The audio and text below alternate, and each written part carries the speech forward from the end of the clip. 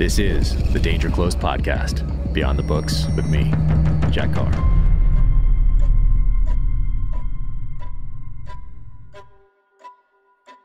Welcome to the Danger Close podcast, an Ironclad original presented by Navy Federal Credit Union.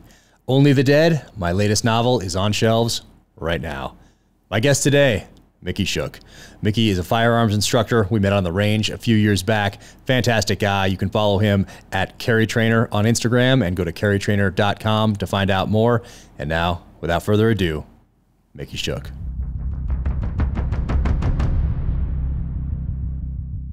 Mickey, man, thank you for coming out. This is so cool. This is my favorite part of doing a podcast, is that an excuse to get together and hang out for a little bit. You know, because otherwise, when you're going through, you're busy down at Alpha Munitions or whatever you're doing here. I'm running around like a crazy person, and it's like, okay, we'll try, and then maybe, and maybe not. But if you're doing this, well, we put it on the schedule. We shut the phones down, no emails, and just get to hang out for a little bit. So I appreciate it. It's cool. No, man, it's an honor to have you here. And we've known each other. I was thinking about it right before we came out here. For like 5-6 years, something like that now? 2017 or 16. Yeah, 2016, 2017, right in there. Yeah. And shooting at a course, and you were running a little tricked out Beretta. Yeah, it was a Wilson Combat Beretta 92, yeah. And you outshot everybody.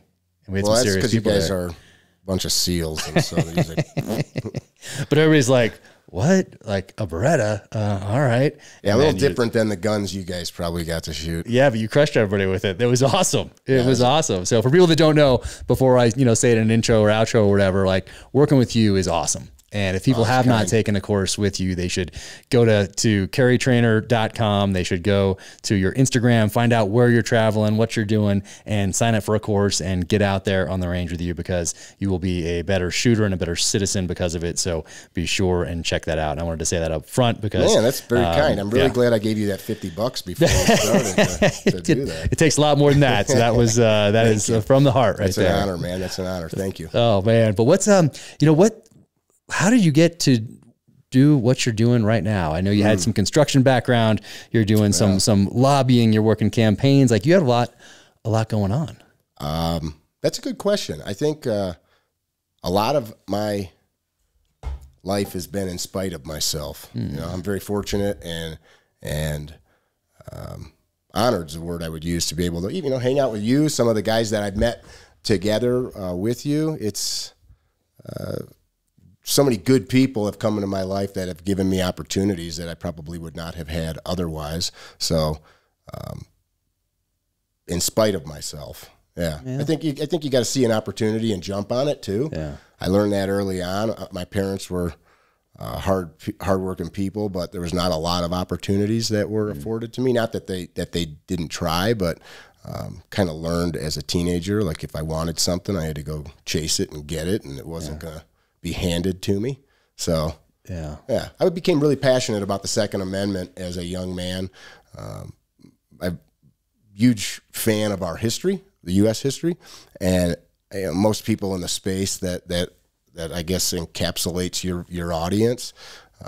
People call it the Second Amendment community, which is kind of a weird thing. Like, do we have a Fourth Amendment community or a 13th Amendment community? It's kind of a weird thing. It captured me because, as I think we all know, without it, we don't have the rest of it. That's right. And now we're seeing that unfold rapidly before us. And I live in Illinois still, and we were the last state in the union to have any type of concealed carry laws. Other states might have had some that were very onerous and hard to get for a citizen, but we had none. It was just strict prohibition on any carrying of weapons for citizens. And I had young children, and it pissed me off. It made me angry that I live in this place, I pay taxes here, I own a home here, I have a business here, and I don't have the right to protect my family. And so I began working really hard along with thousands of other Illinoisans, and I remember people telling us, you guys will never get this done. You'll never get this done. And that made me more angry as well. You one time told me, the first time I interviewed you on our podcast, the podcast was titled, Never Tell Me the Odds. And that resonated with me because when people in my life have told me you can't do something, that always made me want to dig my heels in, you know, deeper and yank away. Yeah, the psychology of that is odd, and even if they don't say it, even if it's just a look, like you can tell. Like when you tell people you want to be a SEAL or whatever, and they okay, like good luck type of a thing. And the psychology behind that, or hey, I'm going to be a New York Times bestselling author, or whatever it is, or I just want to get published. I want to write a book and publish it. It's the same kind of a look if they don't say it. I gave you that look. You know, I did. I tell this story all the time when people say, "Oh, you know that guy." But yours a little different though, because you're like, "Oh, another SEAL book." Type well, of that's what I thought. Yeah, we were driving in my truck in Colorado, and I was like, you know, tell me about yourself. And you're like, I'm out of the Navy, and I'm doing this thing, and I'm writing a book. And I started laughing. I was laughing for 5 stoplights, and you were doing kind of that laugh, like, you know, I'll show you. But I thought it was like a tell-all, like there I was on the mountains. And it seemed like at that time, everybody was doing that. And you're like, no, man, it's a fiction book. It's going to be great. And I thought, oh, even better, some guy that thinks he can write fiction. Yeah. I remember reading the first one, and I was like, man, he really did it. He really did it. Oh, man. No, you do get that look. So I know what you're talking about. Like, oh, yeah, you're going to get that done in Illinois. You're like, you're going to get that done in California. You're going to get that done in New York. Sure. And it's a weird psychology behind that. And I don't know what it is. It's because I think it's the same thing when people mention, like, let's say I have a whiskey glass, let's say on the site, and it's you know, more expensive than other whiskey glasses because it's made from a whiskey bottle that was taken out of the recycling bin and then cut off and sanded down and then engraved in all in America or whatever. So it's a couple bucks more. And then you get comments like about how expensive it is, you know, and that sort of a thing. And you know, the things that I wanted, rifles, pistols, shotguns, you know, cars, whatever it was, growing up, you know, you aspire, you see things on TV or whatever. Never once did I think, oh, that's too expensive, or I say something like that. It's like, someday, you know, I'll be able to get that engraved. Were your parents like that? Did they teach you not to have those limits? You know, we didn't really talk about that. We didn't talk politics. No. And didn't talk money. So we didn't talk about those things. They were just like, for that generation, I think, or for a lot of people in that generation, those were things you didn't talk about. Like when you went to that voting booth, that's you. That's you and your vote. And that was private, at least in my family. And same thing with money. They taught me you never talk about money. You never say how much you make. And it was just something you just didn't talk about. So it was just a non-entity. I mean, I could look around and look at, you know, our Volkswagen bus and then look at like a Ferrari and be like, oh, there's a difference between, you know, that one goes fast. But I wasn't, it didn't annoy me at all. And do you think that was like born into you? It was what? Was that born into you that I don't know. that I don't see this limit? I don't know. Maybe it was a little bit of that, and then I'm sure there's the nature part of it too. So I'm sure my parents had a lot to do with it by not complaining about things themselves. I don't know if I ever heard my parents complain about much. You know, I'd see my dad sitting down and doing the taxes old school, you know, papers everywhere all over the kitchen table, and that little what's that thing, like a calculator that would print out a little thing, and doing all that stuff. And so I'd see that. So I'd see the work that went into things like that, but I never conceptualized it as something being unfair or. Anyway, but I think there's the psychology behind those same people that have place limits, want to place those limits that they have on themselves for whatever reason on you as well. Or the must be nice people. And Cameron Haynes talks about the must be nice, like you got on Rogan, must be nice to be able to go on this hunt or whatever he talks about, like those kind of comments. Like, why would you say that? I've commented on that for years when people say must be nice to me. Right. Like I think somehow that's all connected. The psychology there is all connected. And I feel bad. I don't spend too much time thinking about it. Because I don't have time to be thinking about it too much. But if I were to think about it, I feel bad for those people because they're placing limits on themselves in a country where we have all these options and opportunities. It's no matter where you come from. It's an easy cop out. Yeah. I read something recently. I study a lot about child abuse, and that's another discussion altogether, but I read this recent psychology study. It's for years people have known that alcoholism can be passed on genetically. People argue it, but they literally can see a mutation of the genes. But they just found that abuse, like systematic abuse from father to son and so on, can be passed on genetically. So that's why I asked. I wonder if maybe like your innate ability to not limit yourself or to even see them. Maybe that's something deep in your DNA. So yeah, maybe. And I think there's, the reading, I think, had a lot to do with it too, because I'm reading about, from a very early age, so my mom was a librarian, still is. And so we grew up surrounded by books and a love of reading. So I'm reading about all these other people who have all these other experiences throughout history, from a very, very early age. And so I'm seeing that. So I think that plays in a little bit as well. Like if so-and-so can do it, and so-and-so did this, or so-and-so sacrificed so much for me to have these options and opportunities. Look what's available to me. If I just choose and make decisions, and even if they're bad ones, I can learn from them and get up and move on. Like that was all just wasn't actually articulated that way to me by parents or anybody else. But I think the reading, I think that probably came through a lot of those books. Not, I didn't notice it in a way that I would have back then said, oh, by reading this book in 6th grade, I am learning that so-and-so rose from poverty and became president of the United States, or anything like that. But it's just a part of your experience now because you've read it and it's there. It's in that foundation. It becomes part of that mapping of your brain. Yeah, I think so. But you talk about like when you talk about that cycle of abuse, it's the cycle of violence that people talk about and read about. Yeah. And you had a touch point with that growing up? Is that? Very much so. Really? Yeah. I mean, one of the things that got me into firearms, you and I have talked about this before, was the tragic murder of a friend. And in Illinois, 16-year-old girl, neighbor came and decided he wanted to rape her, did that, and then stabbed her 50, 70 times, something like that. And I sat through the court proceedings. The guy was a part-time fireman, seemed like an all right guy. Just one day decided he was going to rape a teenage girl and murder her. And I remember sitting through the court proceedings, staring at him and just kind of like thinking, what makes a person do that? What makes a person go from being a fireman, going and getting paid $15 an hour to tear apart car wrecks and go into burning buildings and then do something so heinous. And I was a teenager myself, so trying to make sense of it didn't work, and it made me rage-filled. And of course, a gun wouldn't have fixed it. It could have, maybe in the moment, had she had that, but that wasn't really my point in bringing it up. But it caused me to really think about why people do the things they do.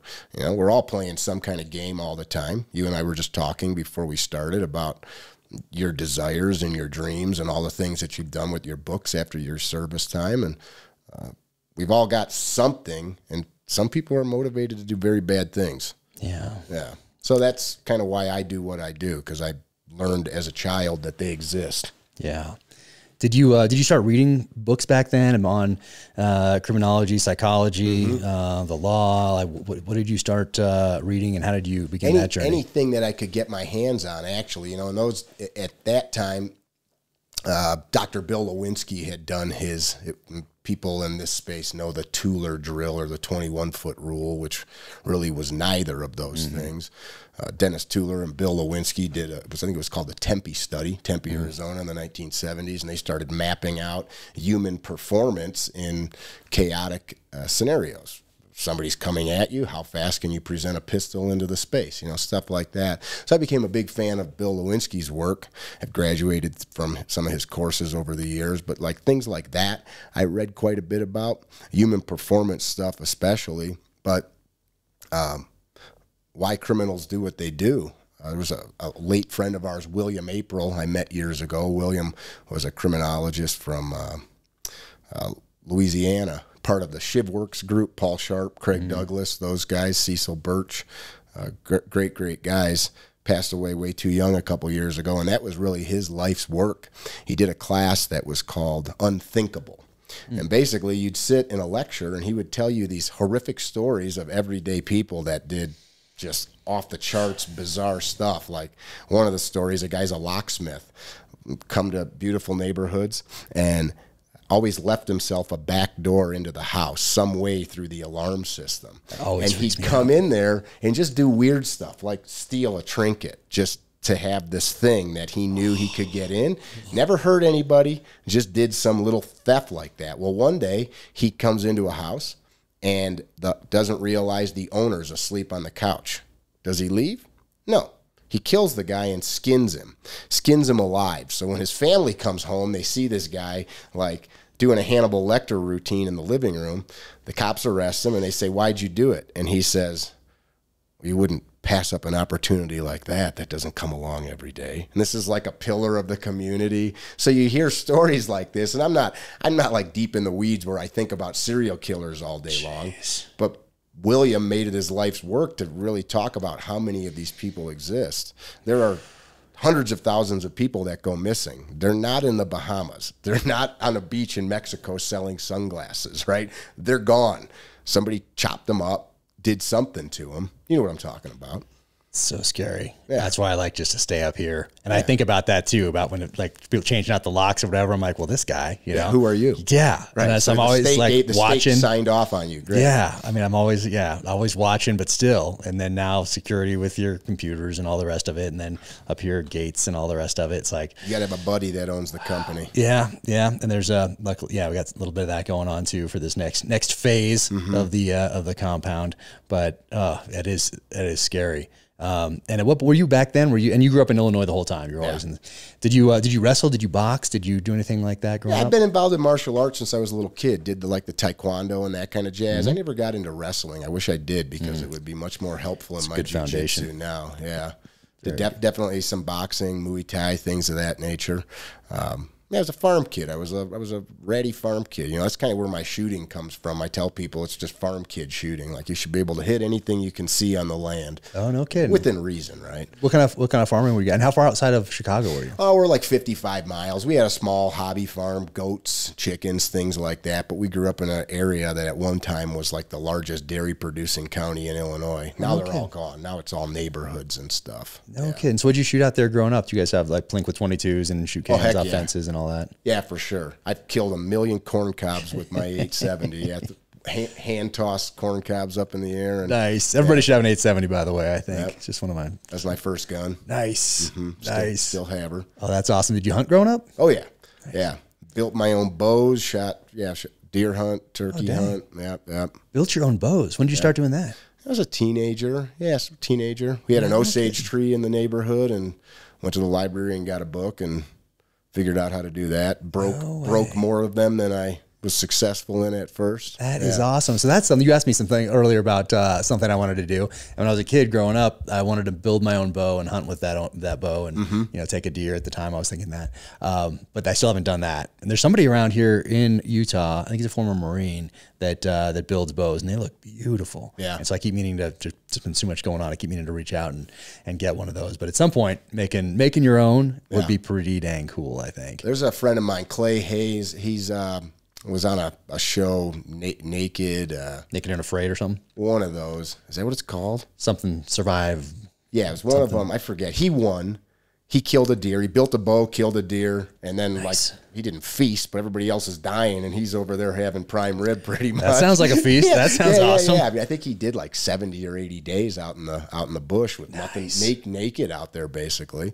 But he builds beautiful self bows. You know, not like the fancy laminated stuff. This is more carve a staff into the proper shape, recurve the limbs, and nice. Someone actually built me one. It's right over there in that corner. See that one right there? I see it. So it's Tracker Joe 08 on Instagram, and he also see that arrow up above the Jack Carr Danger Close sign. Yes. So he built that trying to replicate an arrow that somebody would have made in Kamchatka Peninsula in Russia after he read Savage Son, where cool. James Reese treks his way through Siberia. And so that's a deer bone at the end. That's some tar that's holding it on right there. So he tried to do the best he could as far as thinking about, hey, and doing some research into what tribes in Siberia would have used, and so built that. And is that bow hickory?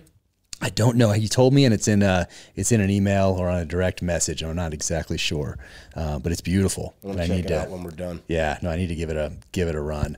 But I think that'd be cool. I always wanted to do that since I was a little kid. Build my own, get out there, take something with it. I think that would be pretty cool. Super therapeutic. Yeah. It's just lots of projects right now. I shot a rabbit with the first bow that I built, and I remember sobbing because I was like 13 or 14.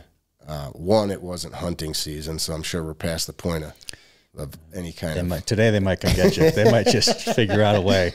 But I remember, I was just so amazed when I pulled the bow back. I had been shooting at targets. I didn't think I'm actually going to hit this thing. It was 30 yards away, and it actually didn't even have enough energy to penetrate the rabbit. It thumped it. Knocked it out. It knocked it out. It killed it, like with just blunt force trauma. Yeah. I remember I was like sobbing, like, I can't believe I actually did this. Oh, man. Hilarious. Rabbit's good, though. Yeah. Rabbit's good. I love rabbits, too. Yeah. So good. At Sear School, they, at one phase, after you're like living off the land for a few days, and then they capture you, and you have to get captured because you have to go to this POW camp. You have to get captured? Yeah, you can't. Like you can't not get captured? No, they do a little foghorn or something and bring you all in for the next phase of the school that you have to graduate from. So you did real good at the escape part, invasion? Yeah. I think being in that little cage, they put you in a little cement, at least mine anyway, a little cement kind of cage where you're hunched over like this, and they have a little, the old coffee cans, the Folgers coffee cans, that everybody has nuts and bolts in their garage or at their workbench. Sure. So that's your bathroom, your latrine. That's your latrine. And then you're just locked in this thing, and you're just hunched over, and I think it's like, is that 5 days or 4 days or something? I forget. That's as part of that, because you're starving, because you've just been already on the run for a few days, eating some leaves and things. You have to do this phase where you cook a rabbit, and it comes in a little box that says, "I love my pet." Yeah, so brutal. So it's like some pet store somewhere, they probably don't do that anymore. Who knows? Maybe they do. Do you have some tools to open it up, or by your bare hands just ripping flesh apart? I don't even remember. I'm sure they had a knife, but I can't even remember that part of it. I more just remember how good that stew was, because you hadn't eaten for a few days, and then they throw in like some onions and some carrots and some potatoes, I think, and then just some water, and then the rabbit, and gosh, that was so good. It was probably disgusting if you were full, because every seal on the run has some carrots and onions. I think they just want you to die. I think it's like part of that thing. Like they have to give these guys something. Let's teach them how to. They taught us that they did they broke the rabbit's neck. I remember that. But then I forget how they field dressed it or whatever. But I do remember it going into the pot with those other things. And I don't even think there's any salt and pepper. It was just water. Sure. I think, and it was still delicious. And I remember volunteering to clean the little pot because I thought there might be some scraps like left in there, and I was just like cleaning it, and it was so good. Hey, when you're hungry. Yeah, to this day, it's one of the best meals I've ever had. That's cool. And yeah, if I was to eat it now after a nice breakfast, I'd probably be like, oh, it's horrible. It just tastes like next to nothing. Just some like lukewarm water that kind of, I don't know. Squishy meat. Yeah, but anyway, that's the rabbit. Yeah, but point being, I do love rabbits, and I do want to get out rabbit hunting one of these days, like a legit. I don't hunt very often anymore. I would like to make more time for it, but I heard an old hunter one time. I asked him, like, why don't you hunt anymore? And he said, I'm not mad at him anymore. So maybe that's me. Maybe I'm not mad at him anymore. How is he mad at them? I think he just meant that he's out killing things. Like, that's interesting. Yeah, he was kind of making a joke. Yeah. Still, I don't know. Be mad out there. I don't want to. I've got some friends, like Andy. He loves to go kill everything. I got a buddy that will go limit out every deer he can in 3 different states. And, like, I don't have the... Well, you're busy also. You got a lot going on. Yeah, but I don't like have that desire. Yeah. I don't, to me, it doesn't, that just gets people going. Some people, want to do that. Some people want to go golfing 8 times a week. I just don't care. Yeah. I do love now more so getting out there with the kids, because you put down that phone, you put down that iPad. Heck yeah. You're out there, hopefully, in a place maybe that doesn't have good reception, so you don't even have the option as an adult to be like, oh, hold on. Oh, I just need to get back to this person real quick. Hold on. And I just hate when that happens. I just have going to a place. That's why we go river rafting every year too. Bottom of a river canyon, a few days on the river. Remember you telling me about that. I love doing that because there's not even the option of looking to that phone and being like, oh, I'm just going to get back to this person real quick. Hold on. Disconnect. Yep, exactly. So I love that about hunting too, is getting out there with the kids, doing that. And then, because you can pass on a lot more than just how to hunt to those kids out there in that kind of an environment. So I do love that. And then being able to think of it when we're back here and pull something out. And like the other night, we had some axis deer from Lanai, from a partner in this Pineapple Brothers hunting operation out there. And so we pulled out this axis meat, and I was like, oh, that's our little one. Hey, remember when you got this last spring? And so we got to talk about it a little bit, think about the trip again. And then hopefully deep down inside, he's proud that he provided this meal for our family, that we're all gathered around the table eating together. Yeah, that part's priceless. So yeah, that's pretty cool. So I do like that part of it. But so did you start shooting as soon as you could, as far as classes, like 18, 21, like somewhere in there? Are you working construction? What are you doing? And then how are you developing your skills at that kind of those early days? I'm a 5th generation carpenter, which is kind of cool. That's amazing. Yeah, I remember that's all I really knew. And as a kid, I think my 8th grade yearbook, my role models were Daniel Boone and Davy Crockett. It's written in the 8th grade yearbook. So I was always into that. Like, you're talking about reading. I don't know how many times I read Tom Sawyer and Huckleberry Finn as a kid, just like that concept of just adventure, you know, pushing a raft out into a river and the unknown.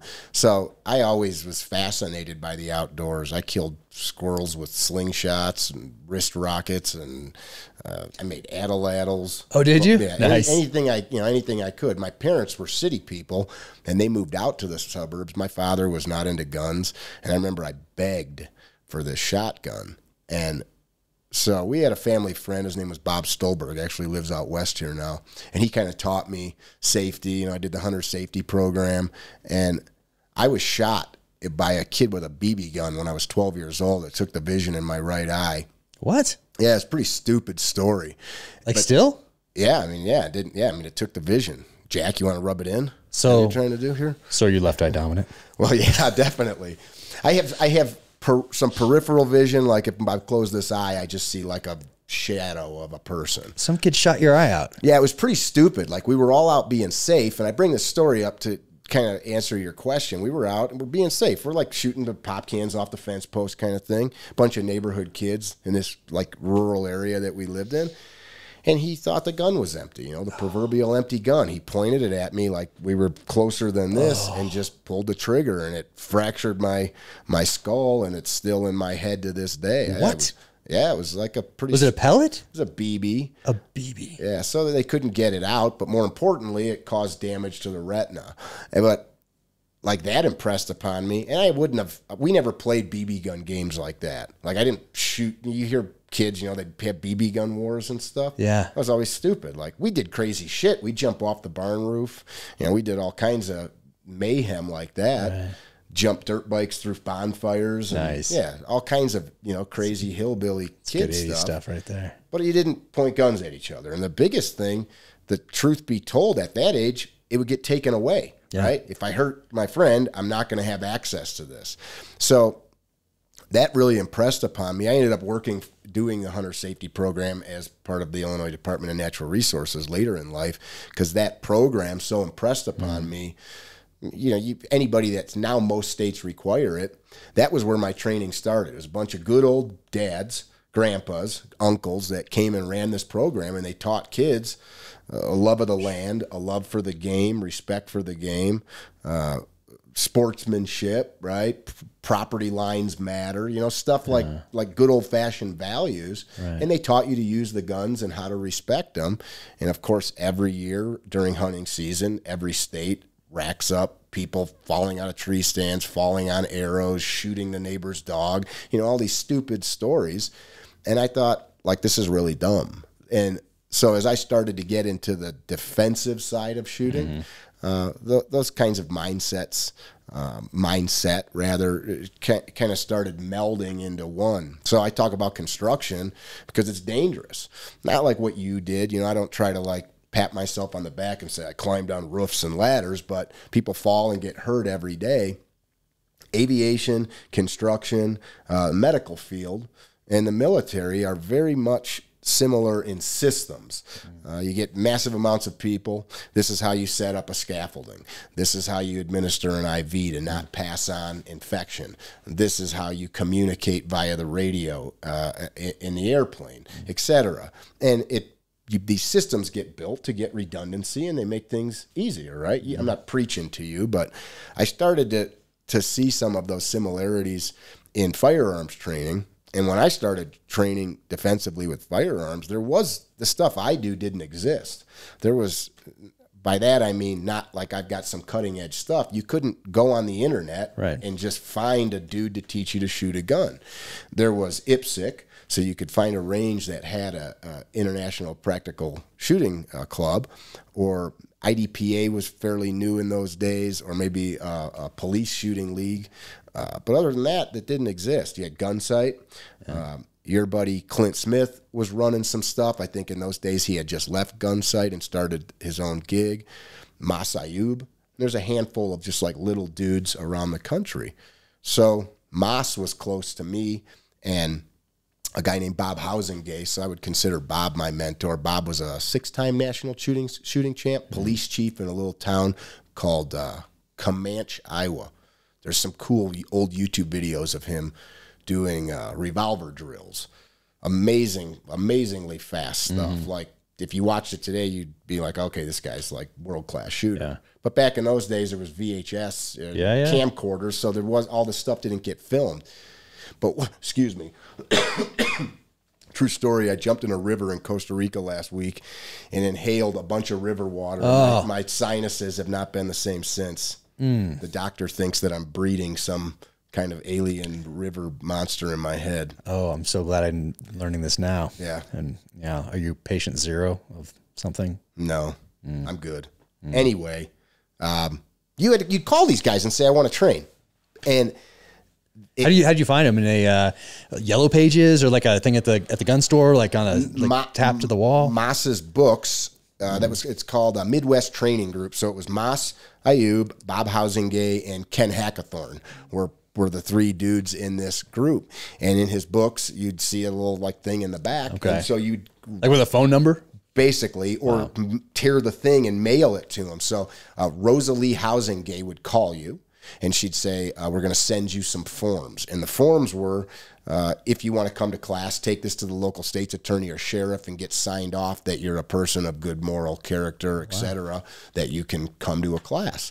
Because it was just so foreign to train this stuff. Interesting. What year is this? This is in the late 90s. Late 90s. And that's not even that long ago. Yeah. Right? Yeah, mid to late 90s. And because you think about, like, when did the internet start to really take off? About that time. But people, these kind of guys, these curmudgeons, and they'll tell you. Like, I talk to Ken once every month or two. He lives out in the sticks of Idaho, and he doesn't want nothing to do with nothing. Yeah. Like, hey, man, come on my podcast. No, I ain't doing it. Like, I don't want to give anybody anything to talk about. Like, they're just sick of it. Yeah. But answering your question, you had to like chase this stuff down. Yeah, you had to put in some effort. Yeah, it wasn't just, I mean, and now you can go find 5,000 dudes. Right. And a lot of them are really good. Yeah. And so that's amazing. It's awesome. Yeah, that's a good thing about social media as far as the firearm industry goes, is it's not just the guy in your hometown that you're like, okay, I guess you were what? You were LAPD back in, okay. I don't know. You know, how do you check? I don't know. Or you're SF Vietnam. Okay. But now you can go on and you can kind of get to know somebody first and be like, oh, you know, this guy seems a little bit, I don't know, not if he's really my cup of tea. Who else? Oh, carry trainer. Oh, this guy's funny, whatever that thing is. That's me. You can kind of get to know. Funny. You can be funny sometimes. You know what I mean? You can throw a joke down in class and put it on your YouTube channel or whatever, or your Instagram. I feel like you're kind of insulting me a little bit. Why? I'm just kidding. It was meant to be a compliment in that it's not like all business. You know, like if someone goes on there and sees, you know, hey, I'm, you know, whatever. You're a pretty serious guy, though. Well, yeah. Well, I don't know. Should I take that as a compliment? Yeah, I mean, it's a good way. You're a serious guy. But what I mean is that if you can see someone decked out like head to toe in like tactical gear, and you might be like, maybe that's not for me. But and then see you doing what you're doing, dressed like a normal person or whatever, and maybe hitting that garbage can with your friggin' knife to be like, okay, you know, how's that draw work for you now as you're walking by, you know, that garbage can that's hanging in your garage or wherever you're doing that. Yeah. And someone might be like, oh, okay, this guy's thinking things through. This isn't all about just like looking cool on the timer or whatever else. Sure. But then the looking cool tactical might appeal to somebody else. Yeah. So what I mean is like today you can kind of go through and maybe find a connection with a few people first. Yeah. And be like, okay, this guy, he's passing through my town too. Oh, awesome. I'll reach out. How do I sign up for this course? Where you couldn't have done that in the late 90s, mid 90s, certainly not the 80s. In the 80s, you'd be looking in the like Handgunner magazine or something and see, oh, wait, this guy Clint Smith just started Thunder Ranch. It's in Texas. Oh, I'm one state over. Oh, this looks awesome. Oh, and it's talking about this course, this high angle course or a revolver course or whatever it is. Oh, I'm going to go out there. But that was your one thing. Like, Thunder Ranch, starting up, I can go to Gunsight in Arizona, or maybe third and there place. Definitely were some other guys, Benny Cooley. They're traveling. You get Mid-South, right? Mid-South, Shaw. But then they got all the government contracts, and then you weren't allowed to go there anymore. Yeah, there were guys like that. Ron Avery, who's since passed away, who was amazing. You know, he's influenced some guys that have completely copied everything he did and claimed it as their own. But, really? You know, yeah, Ron was amazing.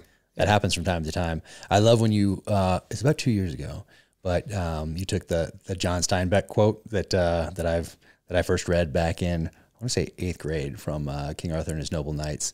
And you're like, this quote comes from John Steinbeck. It did not come from anyone else. I don't know if you remember that. You remember that? I remember it because I see like once a week, know. People are like, and like Pat McNamara is a friend of mine, but like somebody quoted Pat McNamara, and I'm like, that's not Pat McNamara. Like, come on. But all it takes is one person to share that, and then, yeah, there's plenty of quotes I don't know who said it, but you read it, and you're like, oh, really? That was Theodore Roosevelt? And then you look it up like, no, that wasn't Theodore Roosevelt. You have to check. Yeah, but to even try to find it now is sometimes hard. It is tough. There's so much information out there. Yeah. Beginning of Black Hawk Down, there's a quote attributed to Plato. Plato did not say it. Chief Tecumseh. Yeah, that's a tough one to research. I have looked all over, and I can't say, you know, the one I'm talking about. You know, like, so the one about when you die, basically living a good life and dying a good death. But you cannot find any solid historian saying it. I know. I tried too, and so I wrote. I think either I thought about it or I used it at some point. Anyway, attributed to. You know, like you put your best effort in on some of those quotes that you like, but you really have to. You can't just do the Google search. What made you think of the Steinbeck quote? Right now? Yeah, because you posted. I don't know, what were we talking about that I would have popped into my mind? Trash can stabbing. Trash can stabbing. Yeah, or maybe some. I don't know. Maybe I was going to go with. This space is weird, man. It's weird because, you know, people. We've got all of this access to knowledge, and it frustrates me. I'm not smarter than anybody. I mean, I barely graduated from high school, and I definitely didn't go to, I'm an EMT, so I've got some college courses, but I've not, you know, I've got no higher education. If I can utilize this machine that's got all this information in it, the internet, like, you can't do, right? You have to choose, though. I mean, I guess you have to be, I don't know, wise enough to spend your time. You get to choose. I mean, you get to choose. That's why who you follow these days, and especially if you're younger, is so important. Yeah. Because it's gonna influence you, and you get to decide now. You get to decide who you're gonna follow, which means that's who you're spending time with, even if it's 2 seconds a day as you're swiping through. I want to ask you a question. I know it's your show, but I just was talking about this with some friends. So there's some dudes in this space. That's what I call this space of like the people that watch your show and like shoot guns and all that. That I know personally that are not good humans. Doesn't matter who they are, but they do good things, and the people that view them, young men mostly, see them as good people, and they want to emulate them, you know, God, country, all that good stuff. And I'm not saying that in a dismissive way, but they don't realize that these guys are not honorable people. And I'm not trying to point anybody out, but like, but their initials are, no, just kidding. Right. Yeah, their company is. I've wrestled with this. Like, is the good that they're doing because the people following them don't realize that this is that what really lies in their heart? Right. You get what I'm saying? I do. Like, one of my friends is like, screw it if they're helping people. Yeah, I mean, what are you going to do about it today, regardless? But and how would you know? That's the other part. I guess how you can do some research, maybe do some deep dives. It's probably important to do that because you're never going to get this time back, and you're spending time with these people, whether it's a 5-minute YouTube video, 30-minute YouTube video, a 30-second video on Instagram, or whatever it is. That's still time out of your day you're never going to get back, and it's taking up bandwidth, and you're deciding to let it take up bandwidth, and hopefully it's going to make you a better person, a better citizen, wiser, but it might not. And it might be coming from a place where it's a disenfranchised type of a situation where you didn't do the research and you don't know any better. But maybe you can do a little more research to find out. I don't know. I would say there's so many people out there to follow right now that probably do that research and whittle down that number to people you're absolutely sure are doing it from a good place. Yeah, it ain't going to happen. And a young man full of passion and piss and vinegar doesn't have that wisdom to do that. Yeah, it's tough. That's tough. I don't know, because growing up, those magazines we talked about, you have editors. It wasn't easy to get into Handgun Magazine or Guns and Ammo or whatever else. There was a process to getting in there, and you were going to get checked because the reputation of that magazine, of that editor, is on the line right there. And now it's just open, so it's Wild West essentially, and that's tough. So you could pretty much, not all the time, but pretty much be sure back in the day, if you were reading some sort of an article about somebody in one of those types of magazines, okay, they probably asked around and made sure they really were LAPD in the 60s or 70s or whatever else, and that they really taught this course with the 870 to LAPD or whatever it was. Right. But they couldn't just really, it was harder to probably make that stuff up back then with a magazine. A little easier if you're just posting something at the local gun store back then, maybe that says I was an SF guy in Vietnam and here's my contact me for this course. How are you going to check on that one? But if you're an established magazine and it's a publication, that was part of your duty as a journalist, is to check out some of these things. So it's tougher. It is tougher today. I don't know. It's the same thing with reviews. Like if you were to write, like let's say you read a novel in the 80s and you were really mad about something, and there's some sentence in there you hated. Who are you going to tell about it? Like your spouse who doesn't care? Sure. Who are you going to tell? Somebody at work also who doesn't care? Guess what you can do now? You can just get online. You can make comments on every post, even if it has nothing to do with that. You can put a horrible review on Amazon. You can put a horrible review on Barnes & Noble, on Goodreads, whatever. There's an outlet for that anger or whatever it is. And you can spend all this time that you're never going to get back being very angry about somebody or something. Back in the day, what were you going to do? Okay, you told your wife, she didn't care. Now what are you going to do? Oh, I'm going to write a letter. Okay. You're going to have to sit down and you're going to have to write a letter. Then you're going to have to find out a place to send it. In my case, that would be Simon & Schuster. So you're going to have to get an envelope. You're going to have to fold that letter up, put it in that envelope, address it to Simon & Schuster. Maybe you took the time to find the editor in the back that's in the acknowledgments. So you put, to their name on there as well. You have to get the stamp. You have to put the stamp on.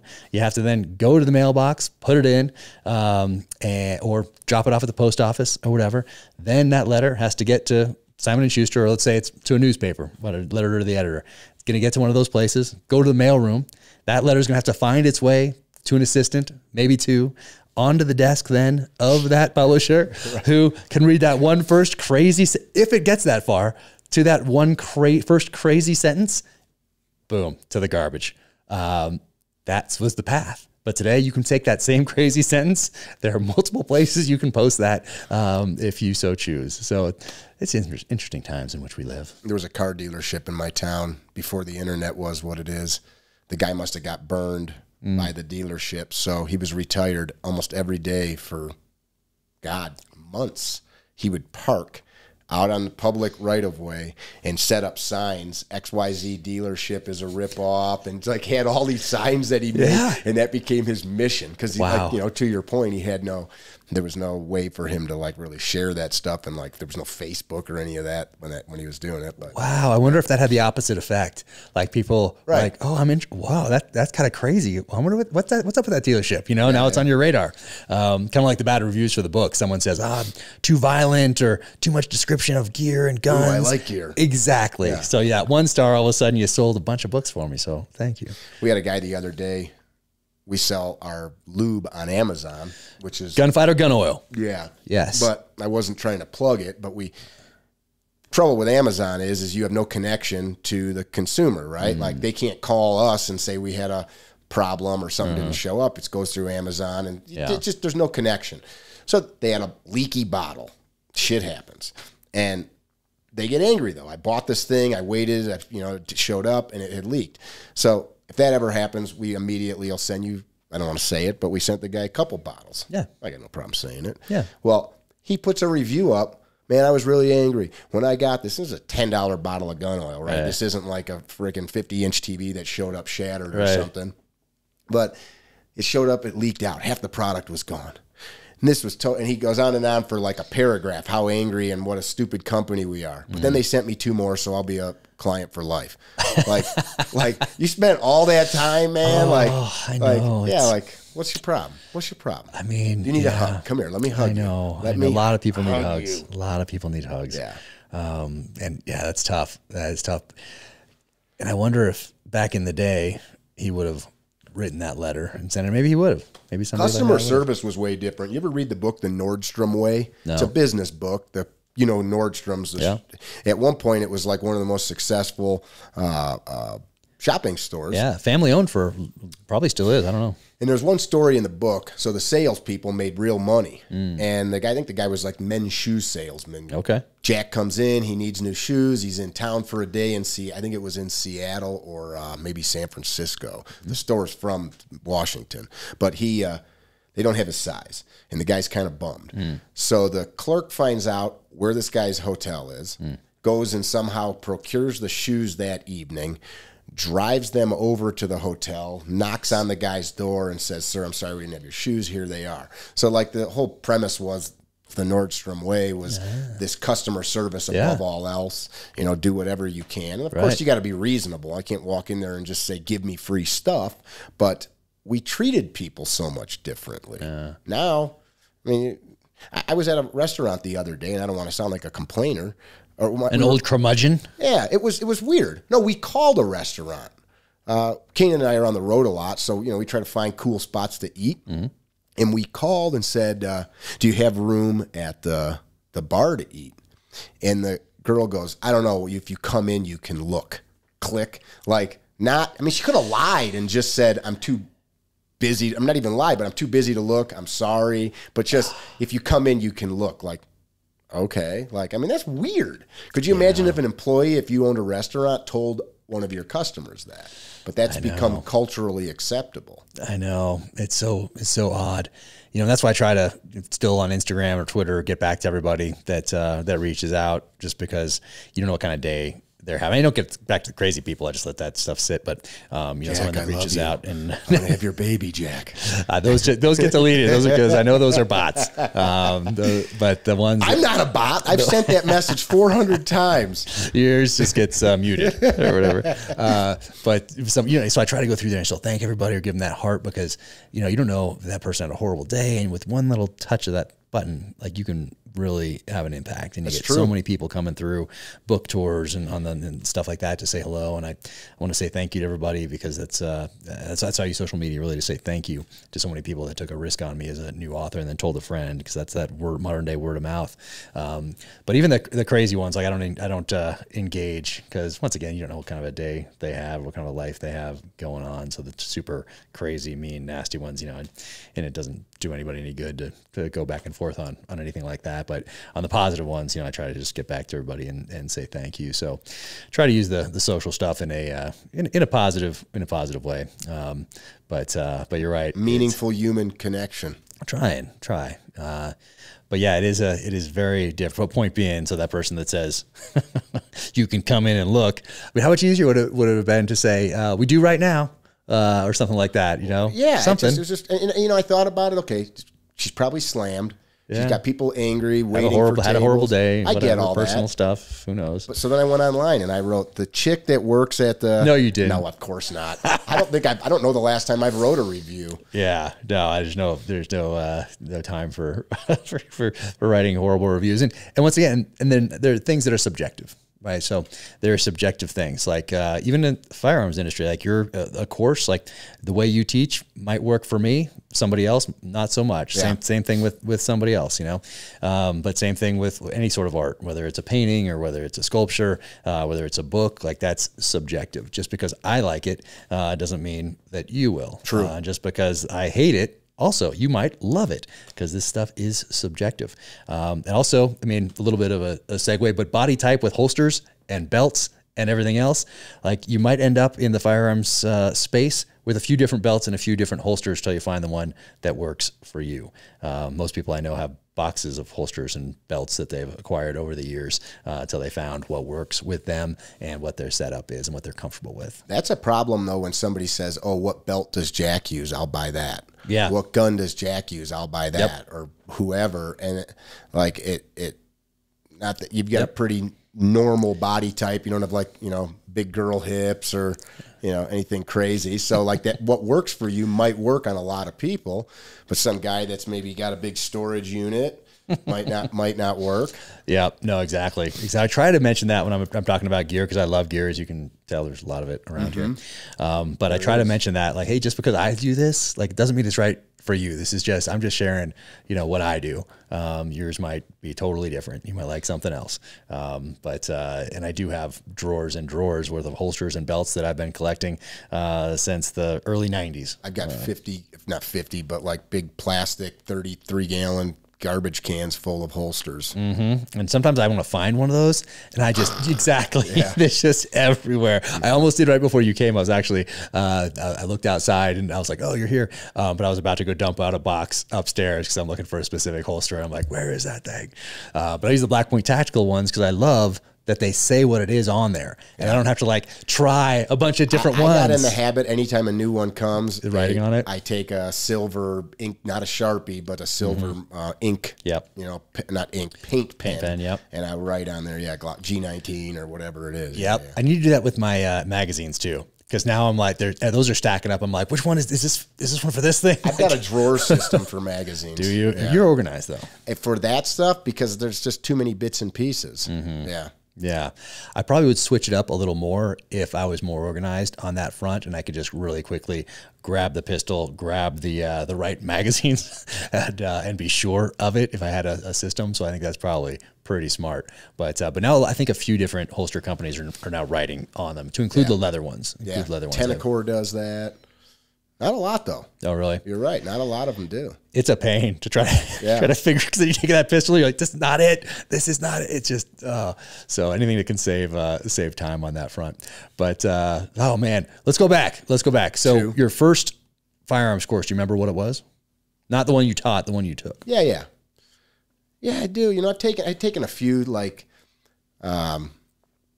very basic bullseye style shooting courses, you know, how to shoot a revolver. When you started out? Yeah, you know, just like trying to like learn, like, you know, guys, I feel so fortunate and have so much gratitude that I really just happenstance lived close to some of these people. Bob Housingay probably lived 120 miles away, so he ran courses 60 miles from me. A guy named Les Keys Martoni on the internet, he's Les Pepperoni. I met Les when he had just started out in IDPA.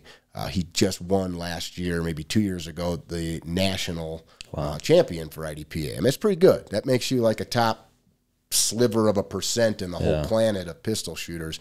Shot for Wilson Combat and for the Langdons over at Langdon Tactical for a while. Nice. Great guy. But like I met him early on as he had this great trajectory. He was one of those guys that he called it chasing the dragon. So while I was kind of like studying the defensive side of things, which he did as well, he was chasing performance. We both hooked up through a guy named John Krupa, owned a company, maybe still does, Spartan Tactical. Great guy, former Chicago police officer, very solid courses, pounding in fundamentals, you know, correct systems of gun manipulations, correct in and out of the holster, dominating the space around you kind of stuff. So back to your question, it was Bob Housingay, I do believe, and he had a course called Shoot Till You Puke. And you show up with a couple cases of ammo, and these guys, these were national level competitive shooters, and basically they try to expose you to so many repetitions that you just sorted it out. Okay.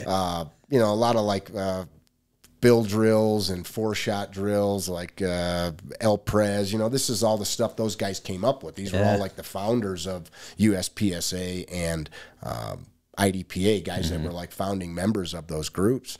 And you know, staggering to me, Bob one time in one of those early classes, I always carried a J-frame with me. And I was showing it to him, and I'm like, "Hey, what do you think of this?" He's Smith & Wesson. Yeah, he's an excellent pistol smith. He built me a 10mm long slide, 1911 that I had him make me years ago for hunting deer. It's like a 6.5-inch long, stainless 1911. Nice. But he's like, "Let me see that." He took it upside down at like 50 yards and put all 5 into the head box. with his pinky. And I was like, how did you do that? He's like, the same way you would with the sights. You know, I put the sights on the target and press the trigger. And it was like, yeah, that's really all you're doing with any of this. Okay. You know, we complicate things. So I was exposed to some people that really had a acutely simple understanding of the mechanics of marksmanship. You know, put the sights on the target and press the trigger while it's there. And so I'm a pretty simple guy. You know, I'm not, I don't like to complicate things. Of course, some things, maybe you start talking about long range trajectory and, you know, wind drift and things like that, things become more complicated, but it's not that hard. Yeah. And too many of the guys that are instructing things, I'm not patting myself on the back because everything I know was passed to me by somebody smarter, but it's pretty simple stuff. Mm-hmm. Yeah. Man, when did you take that like bullseye target shooting and start thinking about it in terms of defensive shooting, the way you teach today, these different scenarios, and you have the edge weapons, and of course you're doing your jiu-jitsu and you're staying in shape and you're thinking about these things and you're thinking about the law and you're combining all these things. And how did that all start to come together for you? Like when did you start thinking about blades and being too close to somebody and situational awareness and security and hey, more than just putting these things on the trigger? Understand that I'm walking around with 2 weapons at all times. So because I'm just kidding, that's stupid. You know, I was working with the Right to Carry Association, and we're trying to get this law passed, and I was training a bunch as a student, trying to harden myself up and just be as good a protector for myself and family as possible.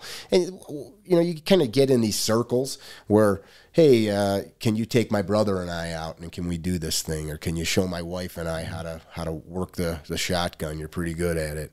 And so one thing kind of leads to another. And what I found that I excelled at was people get scared.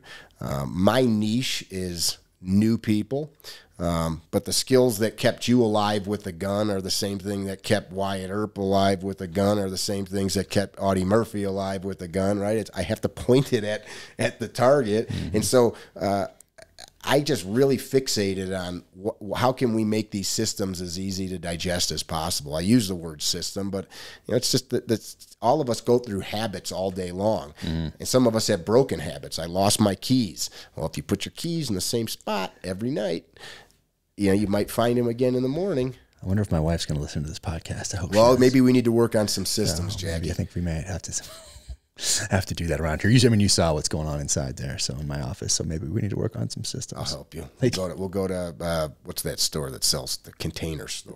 We'll go to the container store. Awesome. Yeah. Well, a field trip after this. Safety, I think, is like a precursor to all this, and you've been around people that are unsafe with guns, and so guns aren't safe. Training with them isn't safe, right? Like how we do it is safe or unsafe. So I guess I'm in a roundabout way to answer your question. I pound into people a way that firearm will be with them and ready to go should they need it. So like a saying that we use constantly in class is put it away in the position and condition you want to find it in if you might need it to save your life. Nice. Like, super simple. And common sense. Yeah, that doesn't, like some people are like, well, what the hell does that mean? Well, put it away in the same spot every time loaded. How about that? If someone asks that question, so you just be like, and you're out. Right. But people don't know, right? My friend Sang always says, you don't know what you don't know. Yeah. Right?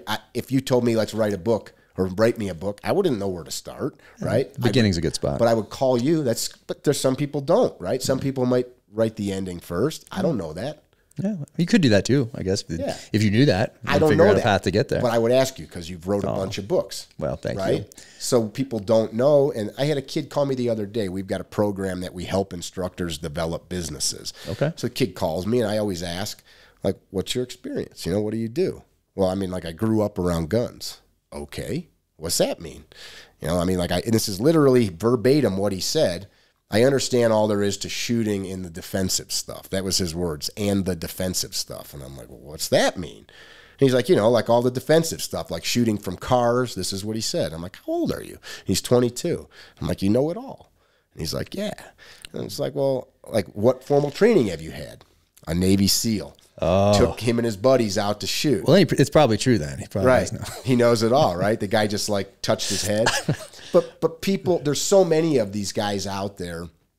And to the person that doesn't know, if you take a bunch of your wife's girlfriends and you send them out to XYZ shooting thing, and that guy tells them, here's what you need, here's how it's done. And this has nothing to do with women or men. They're going to say, okay, this person's an expert. He's the instructor. Yeah. Right. And so that's what I need to do. So there's too many people that don't take this stuff as seriously as they should. So that kid I talked to, I said, how do you feel about what I'm about to say? The things you pass on to people, you could be responsible for them killing somebody or them dying. And he's like, oh yeah, I get it.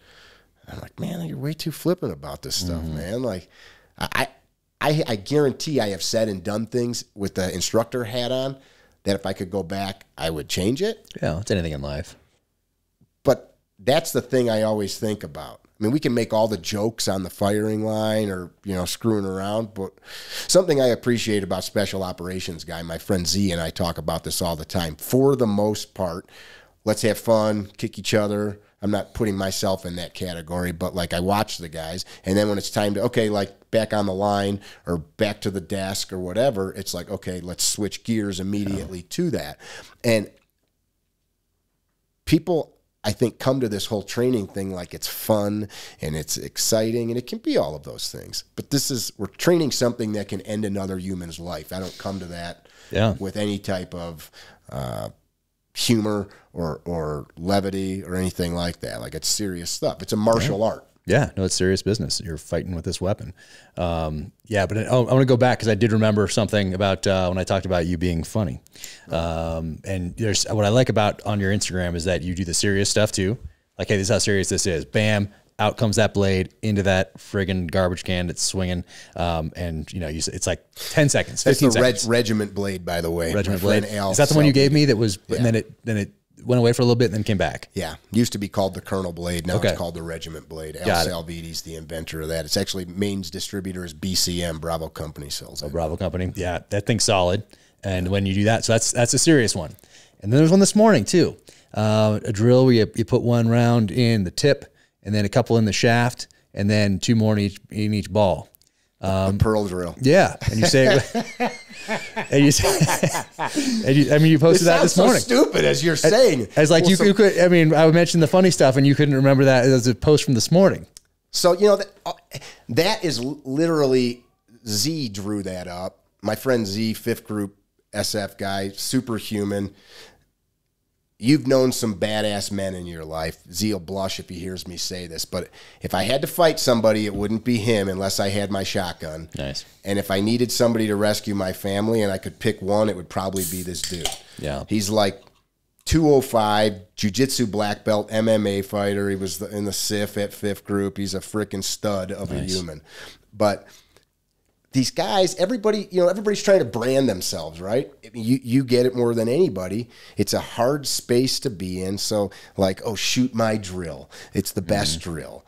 And nothing wrong with having your little coins or patches and stuff. It's fun. It's business. It's camaraderie. It's something people, set up a challenge. But it's almost gotten to be comical.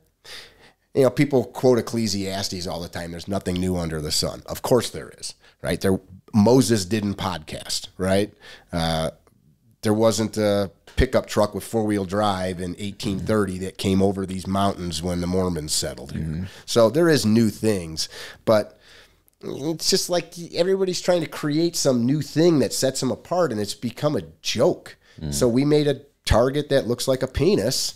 And it actually is a very hard drill. I know. It's actually a great drill. The first target is this big. Yeah. It's about 1 inch by 1.25 inches. Yeah, so you got to focus. Yeah, you got to have 2 mags, two rounds, or 4 rounds in each mag. Yeah, it's an 8-shot drill.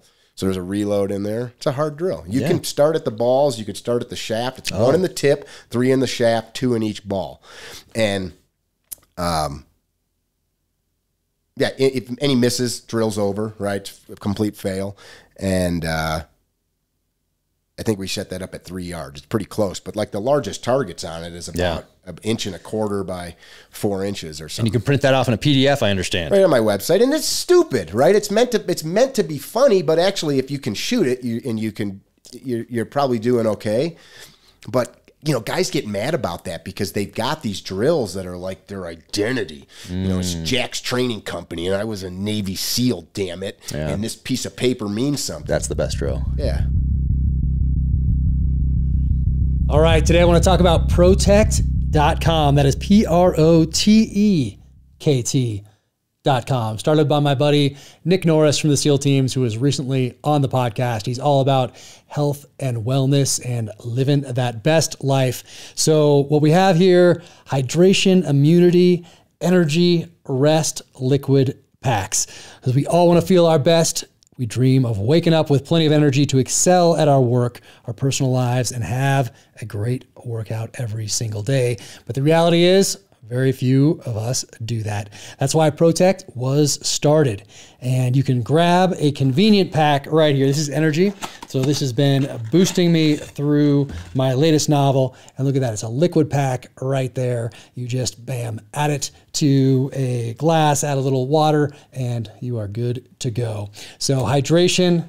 Love the hydration and the immunity and the clarity, which I'm going to take as soon as this podcast is over and I get back to writing. So all of that plus the rest. How important is that rest? Right here, take that an hour and a half before bed for some great sleep. And for hydration right here, 30 minutes after you wake up and right before your workout.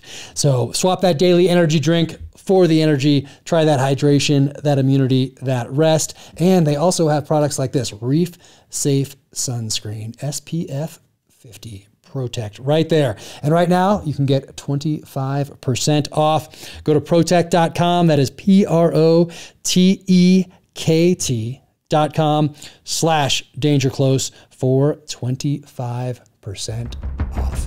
Go check them out. I do have a carry trainer patch on my range bag too. That's cool. Yeah. That means a lot to me. I know. Well, you put it there, so I and you knew you did. Did I really? Oh yeah, you did. Wow. What a douche move. No, I'm not a patch guy either. I don't use patches. I mean, like that's a whole weird thing to me too. I mean, guys cover the inside of their trucks with them. Yeah. Yeah, it's cool. I'm not against it. Why are you so anti-patch? I'm not.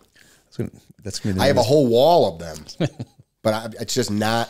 Isn't it behind you on your podcast or on the side or something like that? It's in our gun room. Yeah, it's in the gun room. I've seen it somewhere. There's a wall of patches in there. Nice. Yeah, it's so cool. As you're starting down this path, then are you still doing the construction? Or are you doing carpentry on the side? Or are you doing both of those things, like working construction and doing the carpentry side? Or was the carpentry side your part of construction? So yes, I was a contractor. We built, did pretty much anything. You know, did stuff like this. We did a lot of really cool things. I really got into interesting spaces, quiet rooms, soundproof spaces. Really? That created sensory exclusion for the inhabitants in the room. And what were some of those about? Like, why were they? Maybe somebody with autism. Really? We did a lot of safe rooms. Okay. We did cool stuff in people's houses, like you didn't know that behind this special thing was a room with a bathroom and guns in it, and food and a telephone to the outside world. You know, we did cool stuff like that. Nice. Yeah, it was a very good. That was it's funny how we wrap our identity in what we do. It was very hard for me to disconnect from that. I mean, when I was 12 years old, I was on job sites. 13, 15, 18 years old. That was all I did. To me, the epitome of a man was a dude swinging a hammer. No offense to a Navy SEAL, but all my uncles and guys that I looked up to, they were tough construction workers. And that's what I thought, and it's still in me. But it served its purpose. I can build anything I need to if I want to. But its time was done for me. I had gotten heavily into politics in those days. I ended up as the vice chair of the political party in my county. And there's an interesting. What does that mean when you're a vice chair? It means you report to the chair. I'm just joking. Yeah, so I got involved running a sheriff's campaign, helping to run it. And it was important to me that we had a sheriff in our county that was pro-Constitution, not just the Second Amendment. We had a sheriff that was people talk about like good old boys clubs. They talk about corruption in police departments, and this one legitimately had it. We're a Collar County of Chicago, huge agency, millions of dollars, hundreds and hundreds of employees. They had an ICE jail, which is millions of federal dollars that funnel into a county. Basically, they build a maximum security prison that the federal government can house ICE detainees in. So this is a lot of money, as well as this is the individual that is the last bastion between the federal government's overreach of power and the citizen. Yep. So we found a guy, his name was Bill Prim, good dude. He was a retired policeman. He's since retired from the job as sheriff. He did several terms. But I remember something welled up in me at that point I was in my 30s. I was angry. I was telling you as we started, I was angry that the government of my state was one of the first states to really start passing gun bans in the 1960s, when the federal government did the Gun Control Act in 1968. Illinois was like, hey, if everybody in the country's talking about this, after the Kennedys both got assassinated, this stuff, the country's kind of like now, school shootings and stuff happening. It's the talk every day. Illinois did the same thing and passed what became the Floyd Act and a gun control act on a state level. And it pissed me off. So, not that the sheriff can change those things. We see things like as states are passing anti-gun laws, you see like a state's attorney or a sheriff says, we're not going to enforce it. And people are like, yeah, it doesn't mean it's still not illegal, right? We still need to change the things at a state or federal level. Yeah. But I started showing up to meetings and just sitting there like, what are these people talking about? Really? What are they doing? I don't know. I'm a dumbass, right? I don't know anything about anything in regards to politics or government other than what I learned in civics in school. And I started to, we have this concept that it's them and us, and we get no say so. And I started like making calls. Who's running this campaign? Well, a couple guys are together, and I thought, well, maybe I can get on the phone with one. And it was our state's attorney. Somebody said, call Lou is his name. Lou and I met for pancakes, and Lou was a savvy old state's attorney that had been in office for years, super sharp dude. And he's like, you want to help? And I'm like, can I? I thought there'd be some barrier to entry to be a volunteer, right? He's like, yeah, man, all the help we can get. And I'm like, oh, it was that easy. And I remember feeling like $1 million, like they'll let me help. Well, the simple fact is all this stuff, the more people you can get, the better. So I'm a doer, and I'll do that. We need somebody to do this. I'll do it. Well, next thing you know, you're leading the thing because you know where all the parts dovetail. At the same time, we had a gubernatorial race happening in our county. We took over the party, the political party, the Republican Party. I don't subscribe to all of Republicanism. I'd probably say I'm more of a libertarian, but at that time, that was the course of action I took. And you keep injecting yourself into a role, and eventually you work yourself into or out of jobs, right? So I worked myself into 40 to 60 hours of free work a week. Yeah. And it got to the point where anytime anything was being done, somebody'd call me to say, what do you think of this? What do you think of that? And it was comical. Because who the heck am I? Why do I have any say-so in how we're spending this money for this or that race, or who we're bringing in for this fundraiser, or who we're supporting for this? And I've talked about this a lot. It's something that I get a lot of grief from on the internet. This concept, if not me, then who? And I began to adopt that to the point that I lost tons of time with my family. My kids were young. I'm speaking to the choir with a guy like you, but it became all encompassing because I thought, okay, I've gone this far. How much farther can we go? And what I found out is there is no us and them. There is doers and those that don't. Anti-gun agenda. It's not some cryptic thing. It's a bunch of, as much as we want firearm freedoms, there are people that don't want firearm freedoms. Work harder than them and you'll probably do okay. And it just comes down to that. And that became my life for a long, long time. But in that, we began this training in our state somewhere in there about 10 years ago, passed this firearm law. Well, anytime that happens anywhere, any guy that likes to shoot says, I'm going to make $100 million and become a concealed carry instructor. So all of a sudden you get all these morons flood into a space. And it really made me angry because it's like, man, I worked really hard to help this law become me and many other people get this law passed, and now there's these guys that are scumbags that are passing on. I went to a class. Somebody asked me, hey, come help me. And I show up, and I took the guy aside. I'm like, what the heck is happening? He had a table full of loaded guns just pointed every which way. What? People walking around, people pouring whiskey into their coffee. Yeah, I'm like, what is going on? Like, what is, like, am I like in like a movie? Like, is the state police going to drop out and arrest us all? Because they're, you know, like when this just started, they were secretly sending people to attend these courses to see what people were doing. Because Illinois is not like here or other places where they had firearm freedoms for decades. It was just always bad.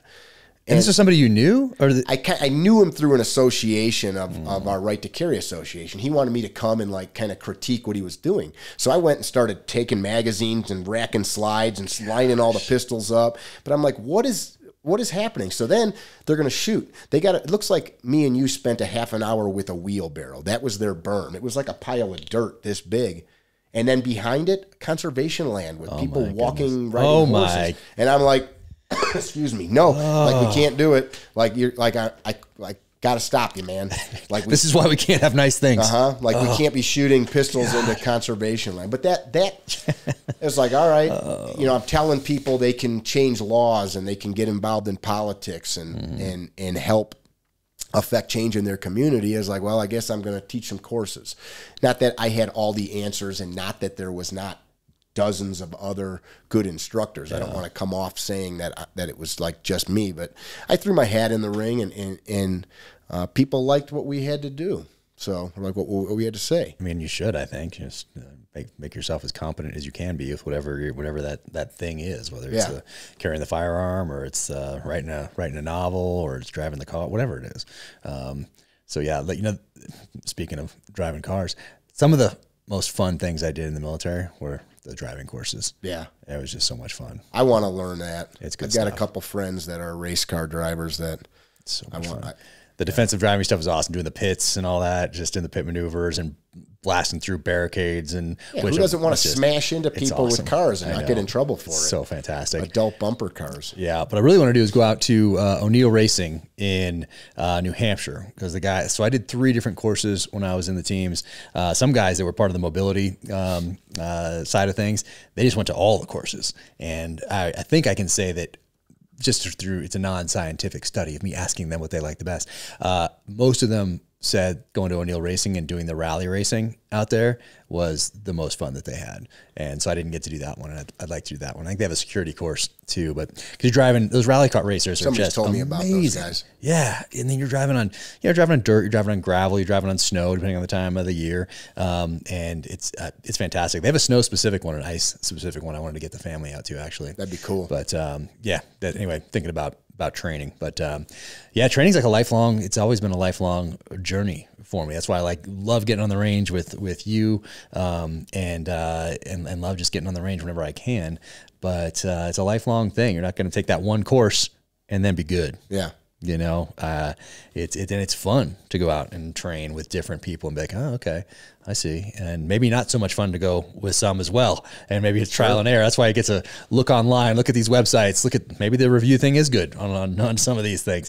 And check out what some of those deliverables are, read somebody's book, what's their mindset, and do the best you can to figure out where that's coming from. Yeah. Because once again, you're not going to get that time back. And not everybody is like you and I, where they're going to spend, for a lot of people, if they go spend $1,000, which is probably what it costs for the average class to go for a weekend, buy the ammo, pay for the course tuition, travel, buy some lunches, maybe a hotel room, it could be $1,000, $1,500. That's a big deal for most people.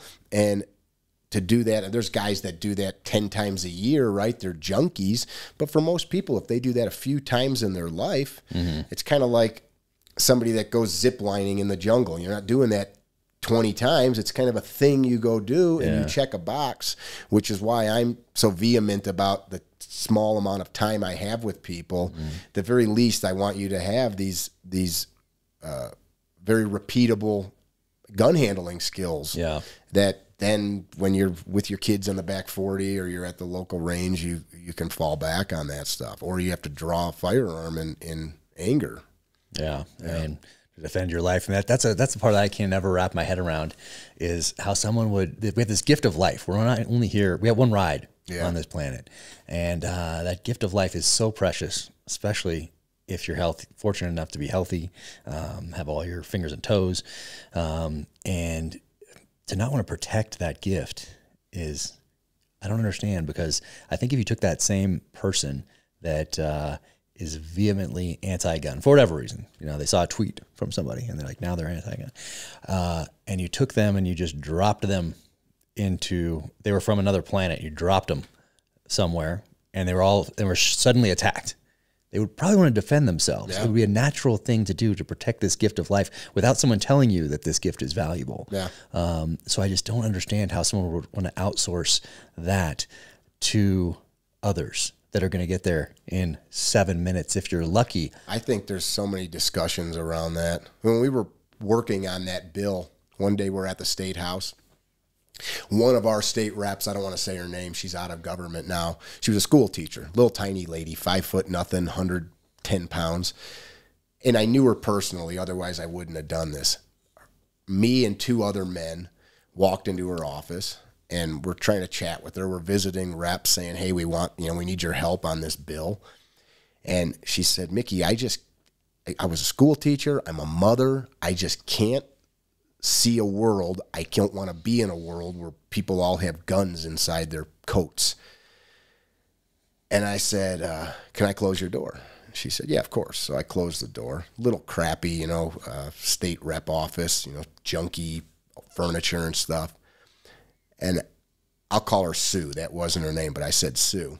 I was with Matt and Eric, both bigger guys than me.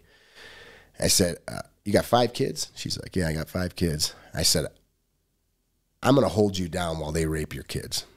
And when we're done raping them, Eric's going to kill them. And then I'm going to rape you. And, she could see her get, and of course, I'm not really threatening the lady. I knew her. I've had meals with her. I go, what would you do? She's like, I would scratch your face out. I would take a hammer. I'd take a fork. I'd pick this lamp up. Of course, anything a mother would do. I said, well, wouldn't you rather us give you something that would be like a legitimate equalizer of force between you and us 3 men? I'm like, not that, of course, training is accompanying that, and do you have locks on your doors? Why is this person near you and your kids? That's a whole nother discussion.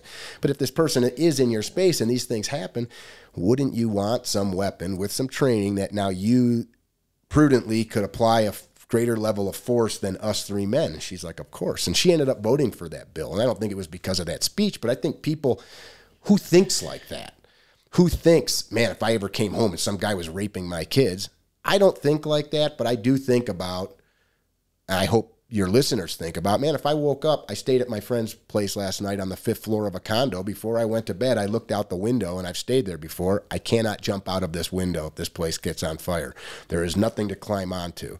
So I went out in the hallway. Where's the stairs, right? Where's my flashlight next to me? I'm not in a place I've stayed before that I at least have some light and can get myself to the stairway. He lives here. He's on his own. I'm not his daddy, right? People don't think about those things because they're not fun. One of my sisters one time said to me, I don't know how you do what you do. All you think about is hurting people. I don't think about hurting people very often. I don't know why you'd say that. Well, that's what you do. You teach people to shoot people. I definitely don't teach people to shoot people. I mean, they might have to, but I'm like, that's your interpretation of what I've spent the last 15 years doing? I'm like, that sucks for me because that means that my message is broken, and it made me think about it. But I don't think people... They don't want to think about these things. If my car slid off the hill up here and rolled upside down, do I have the ability to extricate myself and my kids in the back seat? Whatever those things are. Mm-hmm. My friend Jared Reston, I talk about him in class. Jared was shot 7 times and went on to kill the attacker. He shot, I think he fired 14 rounds out of his 40 cal. The final round contact shot him as he pulled the man onto his head. On our YouTube channel, we've got a discussion with him telling the whole story. He was a SWAT cop in Jacksonville, Florida. Wow. Super stud of a human, lovely man, good dad. Paraphrasing him, Jared, I've heard him explain this in class. He says, I've killed 1 million men 1 million times in 1 million ways. And he's saying he's thought about it. You know, he's a full-time SWAT cop doing hits every day on houses of bad people. And if we can't imagine ourselves doing it, if I can't imagine myself getting the sale, if I can't imagine myself winning the match, if I can't imagine myself doing good on the podcast or whatever, how can I do it for real? And I don't think people like to think about that stuff. Interesting. Yeah, that's kind of my take. I never really thought about myself not making it through BUD/S, SEAL training.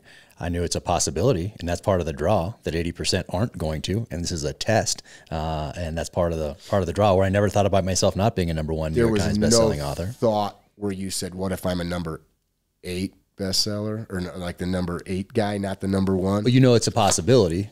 It's in there, but it's not taking up excessive bandwidth. It's just it's something that could happen, but all my energy is going in to make sure that I get to that #1 spot, that I become a #1 New York Times bestselling author, or that I make it through BUD/S, and now that I become the best leader and operator that I can possibly be, which also included doing my own training outside of the SEAL teams to keep refining these things to make sure that when I go downrange, I'm making the best decisions possible for my guy. Put everything into that. There's nothing, if I get back, there's nothing that as I sit on that couch and think about what went down, where I'll be like, if only I had taken that one course where I was like, nah, it's a little too far away. It's up the road in Orange County, Riverside. I don't think I'm going to do that one this time. It would be cool to refine some of that stuff. Haven't been on the AR in a while or whatever, because we've been jumping and diving and whatever else. I'm just gonna hang out with the family this weekend. Or you know what, that one book on Afghanistan or Iraq or counterinsurgency doctrine, whatever. I'm not going to read those. I'm just going to sit here and watch TV a little bit and relax. Honed the edge. Yeah. And honed to the edge and honed to the edge. I didn't want to ever be sitting on that couch later with the regret, and things can still go wrong, but you can do all the training in the world and you can make all the quote unquote right decisions in the moment, and things can still go south. Everybody else in this scenario still gets a say so. Exactly. Everybody gets that vote, but I didn't want to sit on the couch and think that there was something else I could have done to maybe make it go the other way. So anyway, that's just a little piece of that. How did I get on that? Jeez. Got all excited about training again. Good stuff. Well, thinking about not making it, spending time thinking about not. I think what we're talking about is the dominating mindset, right? Like that word gets tossed around so much in this space.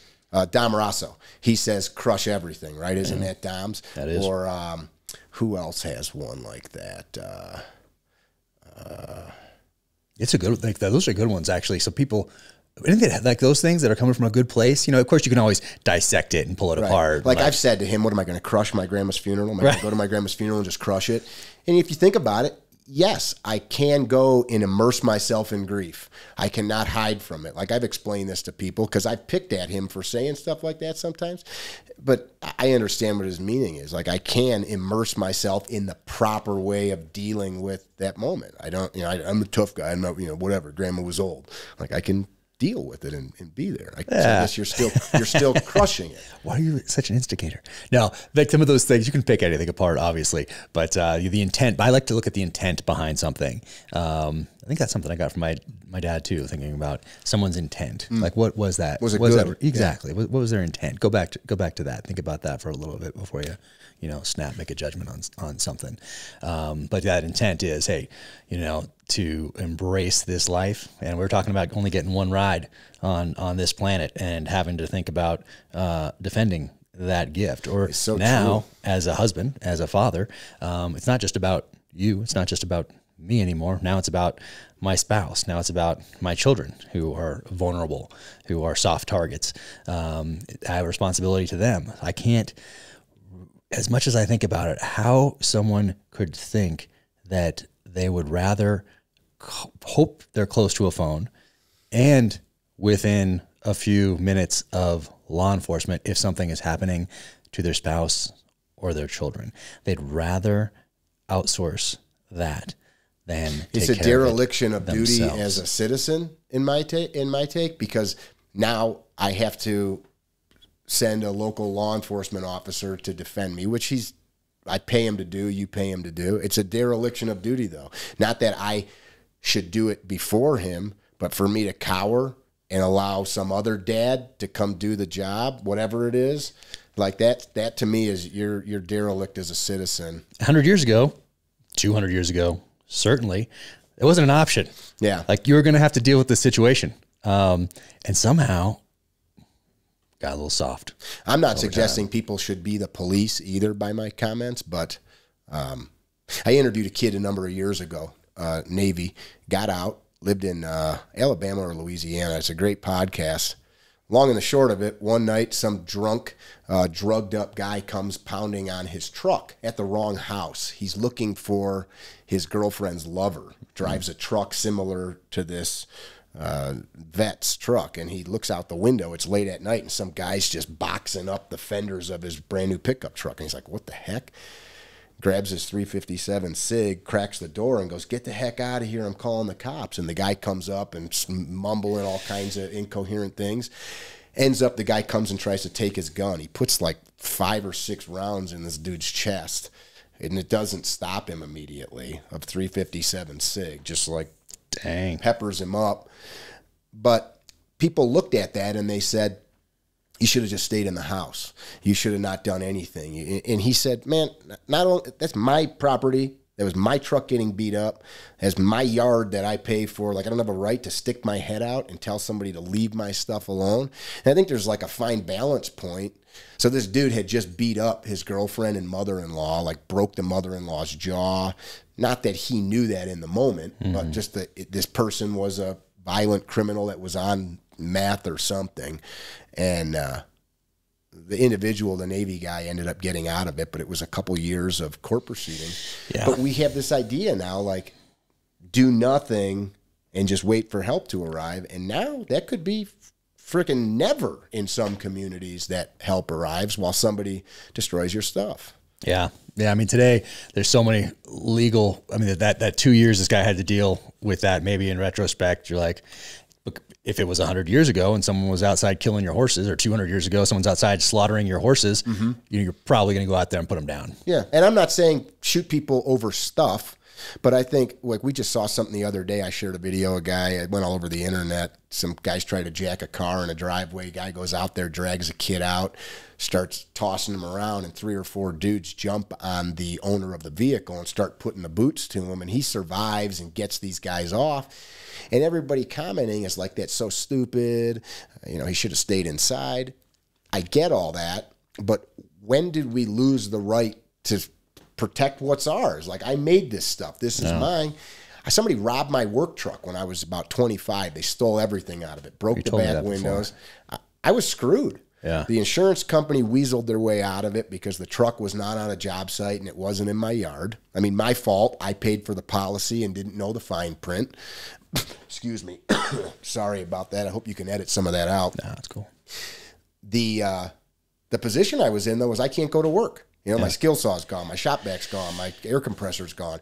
I don't have the ability to just go in the hardware store and buy $10,000 of stuff that took me 5 years to accumulate. And people look at that like, I had little kids, I had a mortgage, I had, you know, like, that was life altering for me.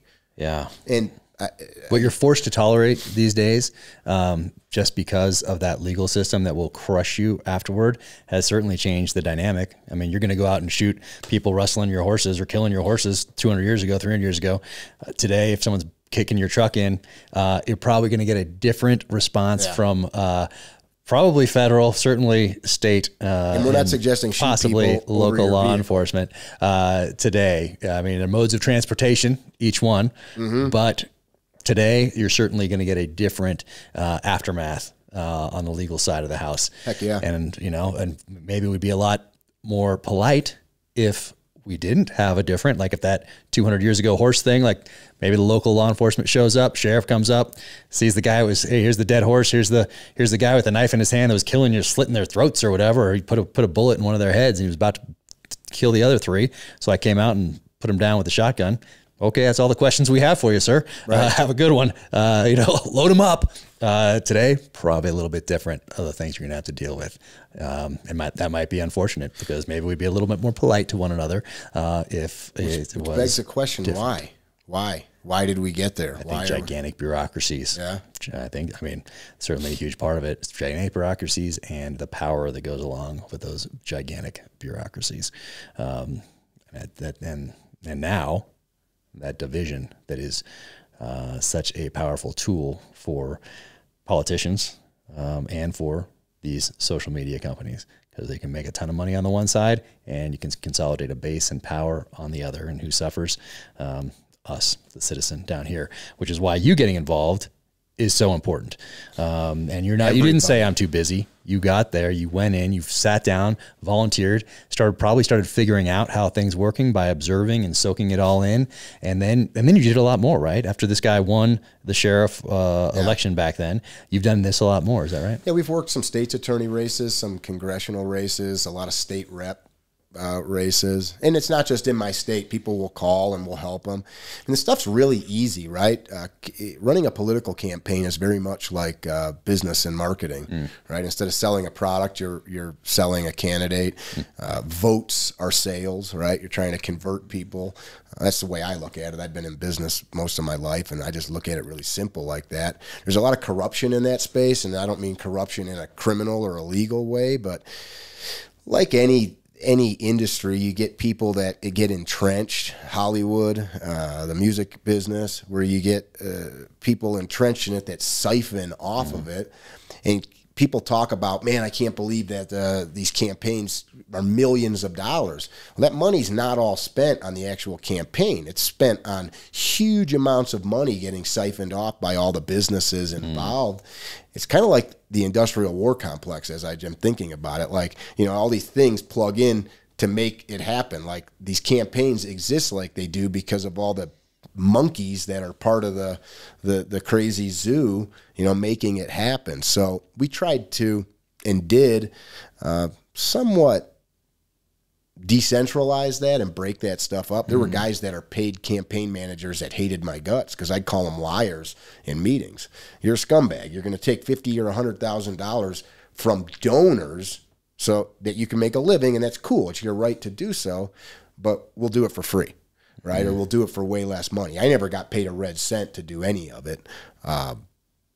That wasn't why I was interested in doing it. And truth be told, the relationships I made and the knowledge I gleaned was worth far more than any money I would have been paid. Yeah. How did you apply that going forward? Did you work on other campaigns? I did, tons of them. What's really helped me, and this is, I started talking about this, the chagrin I see from people on social media. People don't want to believe. Let's talk about our last presidential election or the last few. They're all rigged, right? That's what people think. They're all rigged. I have sat through complete recounts of ballots on a county level, and there are physical people. There's a chain of custody of where this paper goes. There's a chain of custody of when it's unlocked, how many people's got eyes on it, and it's not just one person. It'd be really hard, and this stuff does get tampered with, but you're talking about $30,000, $40,000 clerks that are going to commit felonies for what? And does corruption happen? Does voter fraud happen? 1,000%. I don't know everything about it, but to have it happen on the scale people think it's happening, it's so much easier to blame things on voter fraud than the fact that look at our voter turnouts. People don't go vote. People even in this community, they talk about, God, country, flag on my truck. You don't vote? No, you got to vote. Yeah, but people don't. And they I know when these generals get up in front of Congress and for some reason they say that they have never voted because they didn't want it to cloud their thing. I'm always like, yeah, really? So what do you, I mean, you're fighting for this right to vote. Well, get in there. That right is more important than any right that we have. We have got this bastardized concept. We're not a democracy. We are a republic. We use a democratic form of voting, but we're a republic, and people don't understand that. The power of one individual is as powerful as 10,000 individuals somewhere else. That's the whole point of being a republic. I recently quoted, which one of the Stoics said that a democracy is a mob? Was that Plato or Socrates? One of them. I quoted one of the Stoics, and somebody's like, "You're an idiot. That's not true." Like, and I didn't say it like Socrates did or Plato, whoever it was. I quoted whoever said it, but like, were they idiots? Like, did they? What do they know? Yeah, they did. What did they know? But man, I self-appointed myself when I was enlisted. Was the second SEAL platoon, first or second? Anyway, the voting petty officer. Making I sure. made a yes, and so I made sure that I reached out. I knew everybody in the platoon and where they were from and how they could do their mail in their ballot to their home state because it's military or whatever. And so they had residency elsewhere in a lot of cases. So I made sure I got all those and had in our little meetings that we'd have in the platoon space and the lead up. And I mean, I've self-appointed myself that, and that's one of the things that sticks out to me because I do think that is, I mean, it is so important to get in there, and that's what you owe all those people who died so that we could have these options and opportunities that we have, and to flippantly say, my vote doesn't count. Well, that person's life didn't count. I mean, these guys, especially at the founding of this nation, they sacrificed everything for us, and we are so disrespectful. And I say this stuff, and I get people pissed. I went to Michigan 3 years ago. I was asked to speak at their Capitol, and people that might listen to this might remember, and if I'm going to chastise somebody, I don't care. But I was asked to speak, and before me, a gal was asked to speak who had some really horrible violence befall her personally. And so she was telling this story. It was a rainy day. It was cold. They had set a circus tent up. Not ideal weather to be standing outside. Everybody's kind of bundled up, and you could tell she was nervous. She's on a loudspeaker. The tent's got rain pounding it. It was hard to hear. And everybody's talking. Hundreds of people in a tent. So there's that murmur. Nobody's paying attention. And she's fighting back tears because she's telling a story of this traumatic, horrible thing that happened where somebody tried to kill her. And I'm sitting there watching all these men. They're talking. I can hear little side conversations talking about house bill this, talking about that bolt action rifle that, these cool new tires. Have you had this burger down at Denny's, blah, blah, blah, saloon? And finally I walked up and I took the microphone out of her hand and I said, "Hey, what the hell is wrong with you?" And everybody looked, and I saw some people were shocked. I don't know any of these people. I was invited up there. I was pissed. I drove 5 hours to get there, rented a hotel room. I said, "This woman's sitting here fighting back tears, telling you a story about how somebody assaulted her. This is the kind of men you are? This is the kind of men you are? Like, you guys are big freedom fighters, you're big lovers of liberty, and you can't shut your mouths for 5 or 10 minutes to let a woman talk to you? She's not selling you anything." It's pissing me off thinking about it. And they shut up for about a minute and started talking again. And I did it again. And then it was my turn to talk. And they went right back to it. And I sat there, and I'm like, I almost want to just drop this microphone and walk out of here. And I didn't. And I was going to talk about something completely different. And I got them to quiet down. And I said, "How many of you consider yourself or fancy yourself lovers of our history, lovers of our republic, lovers of freedom?" And they're like, "Ugh." I said, "Good, me too." I said, "I'm nobody from nowhere, so fact check the stuff I'm going to talk about." I said, "Who knows the story of Henry Knox?" 2 people put their hand up. I'm like, "2 of you? 2 of you tough men know the story of Henry Knox? Just 2 of you? There's hundreds of you people here, and 2 of you?" I've heard you tell this one before, but tell the story of Henry or the story that day? Both. Well, this is Fort Ticonderoga, right? The British have this fort changed hands from the British to the U.S. to the French a few times throughout 100 and some odd years. Boston's besieged by the British. I'm not a historian, so go read the story. There's a great book. Knox's Noble Train is probably one of the best books on the topic. Henry Knox was a bookkeeper. He was not a war fighter. He was not a soldier. He didn't have like Washington at least was a soldier before the war. But Knox was a bookkeeper. He worked in Boston actually, and did not have any kind of a background other than he read everything under the sun, and became one of the General Washington's like right-hand men, because he knew everything about artillery, about troop movements, about logistics. Like, he helped save the war because he understood we got to get food and supply chains and all that. Anyway, he knows that these cannons are up at Fort Ticonderoga, which is on Lake Champlain, which is like 250, 300 miles through the Berkshire Mountains. There's no roads then. This is 1770s. And so he says, General, I'll go get them. We're not talking about like 2 cannons you put in the back of a Toyota Tacoma, like thousands and thousands of pounds of cannons. I don't remember, 80,000, 100,000 pounds. They cruise up there through the winter. They get there, they take the fort, which the British laid down, so there wasn't much of a fight because it was so far out into the frontier at that time. They didn't have much protection. They take it, and now they got to build sleds. They got to procure oxes and horses and literally cut roadways through the forest so that they can drag these sleds, which they do in the dead of winter. They're waiting for ponds and lakes and rivers to freeze so that they can cross. They're just sitting, freezing. These guys have no food. They were clothed very poorly. Some of them didn't even have good shoes. This is in the wintertime, right? Like, we've got Gore-Tex and fancy everything. I've got wool on. And I got my Solomon boots on and my darn tough socks. Yeah. They didn't have that stuff. These guys are not getting paid much, if anything. Weeks of this. They finally get back into town. Did Henry say, like, hey, I just did my part, like, I'm going to go take a hiatus here and rest up? No. He's the only guy that knew how to use this stuff. So up on the hills outside of Boston, at night in the frozen ground, these guys are up there pickaxing away so that they don't hear what's happening. And they moved what they said should have taken weeks in a matter of days. They chiseled out this frozen ground to build breastworks and put the cannons up there. And he, through books, figured out how to do this. And they bombed the British out of the Boston harbor. And not only won that day, but he was involved when we crossed the Delaware, him and John Glover, another guy that people don't know his name. If it wasn't for John Glover, who was a fisherman, we wouldn't have won the war.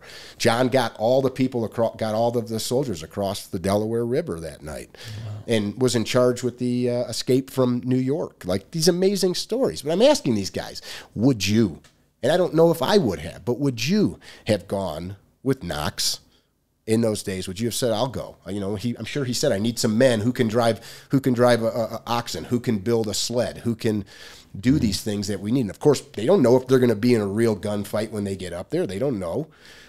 So these are some hard dudes.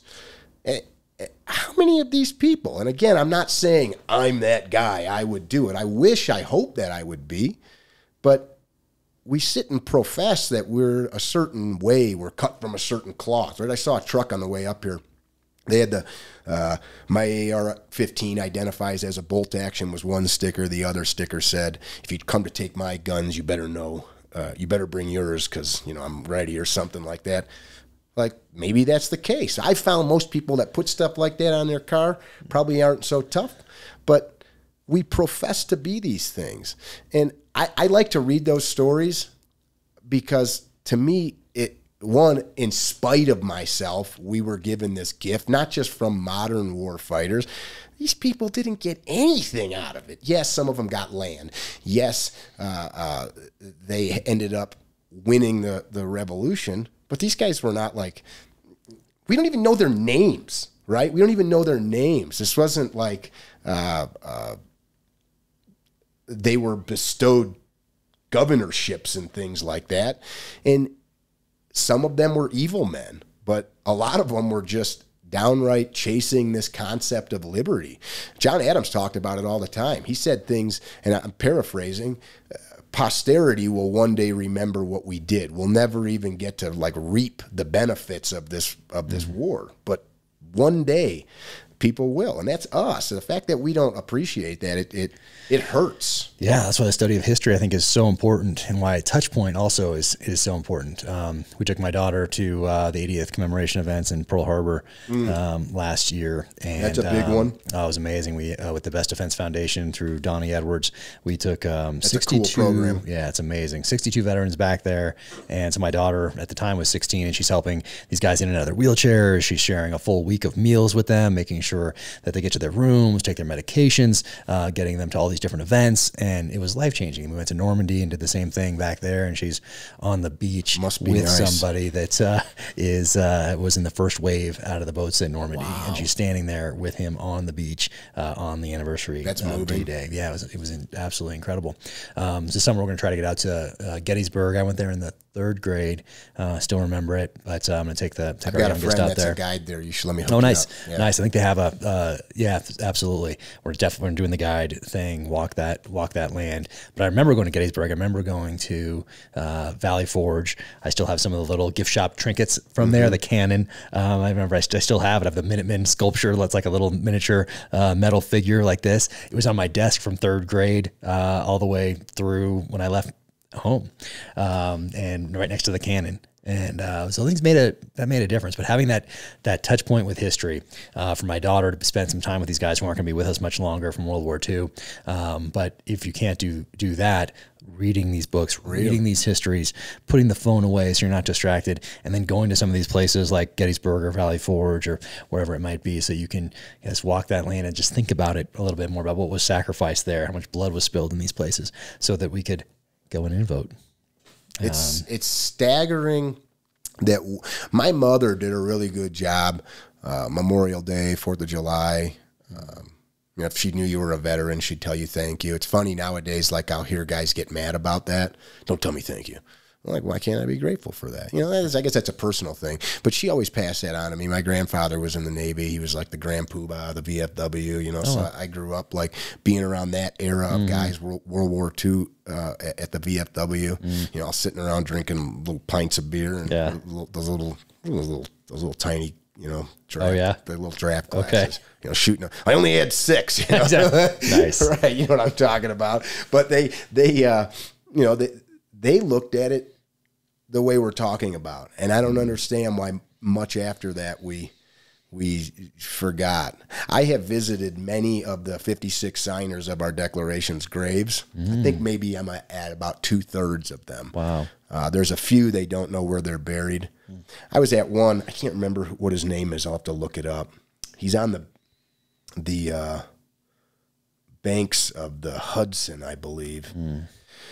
But his grave is sitting there with like 8 family members. I can't remember what his name was. I just went out there last year. He was very influential in the revolution as well as being one of the signers. But I sat there. It was just me sitting in this little cemetery. His family is still a plantation. It was a slave-run plantation. So there's a whole horrible story of the slavery that took place there. The Union Army camped there during part of the Civil War. Tons of history, and it still looks just like it did in those days. But I sat there like, at this grave, like, man, I'm like, 4 or 5 feet of dirt between me and the remains of a dude that like lived this thing. Yeah, sacrificed it all. Their sacred honor. It's heavy. For us. Yeah, it's heavy stuff. Man, it's heavy. Yeah, and we're so distracted today by every app, every social media platform, every streaming service, every headline that for some reason wants to manipulate you, whether it's a sale or it's that division we talked about for viewership or for a vote for those that are for the percentage that are going to take that action when the time comes.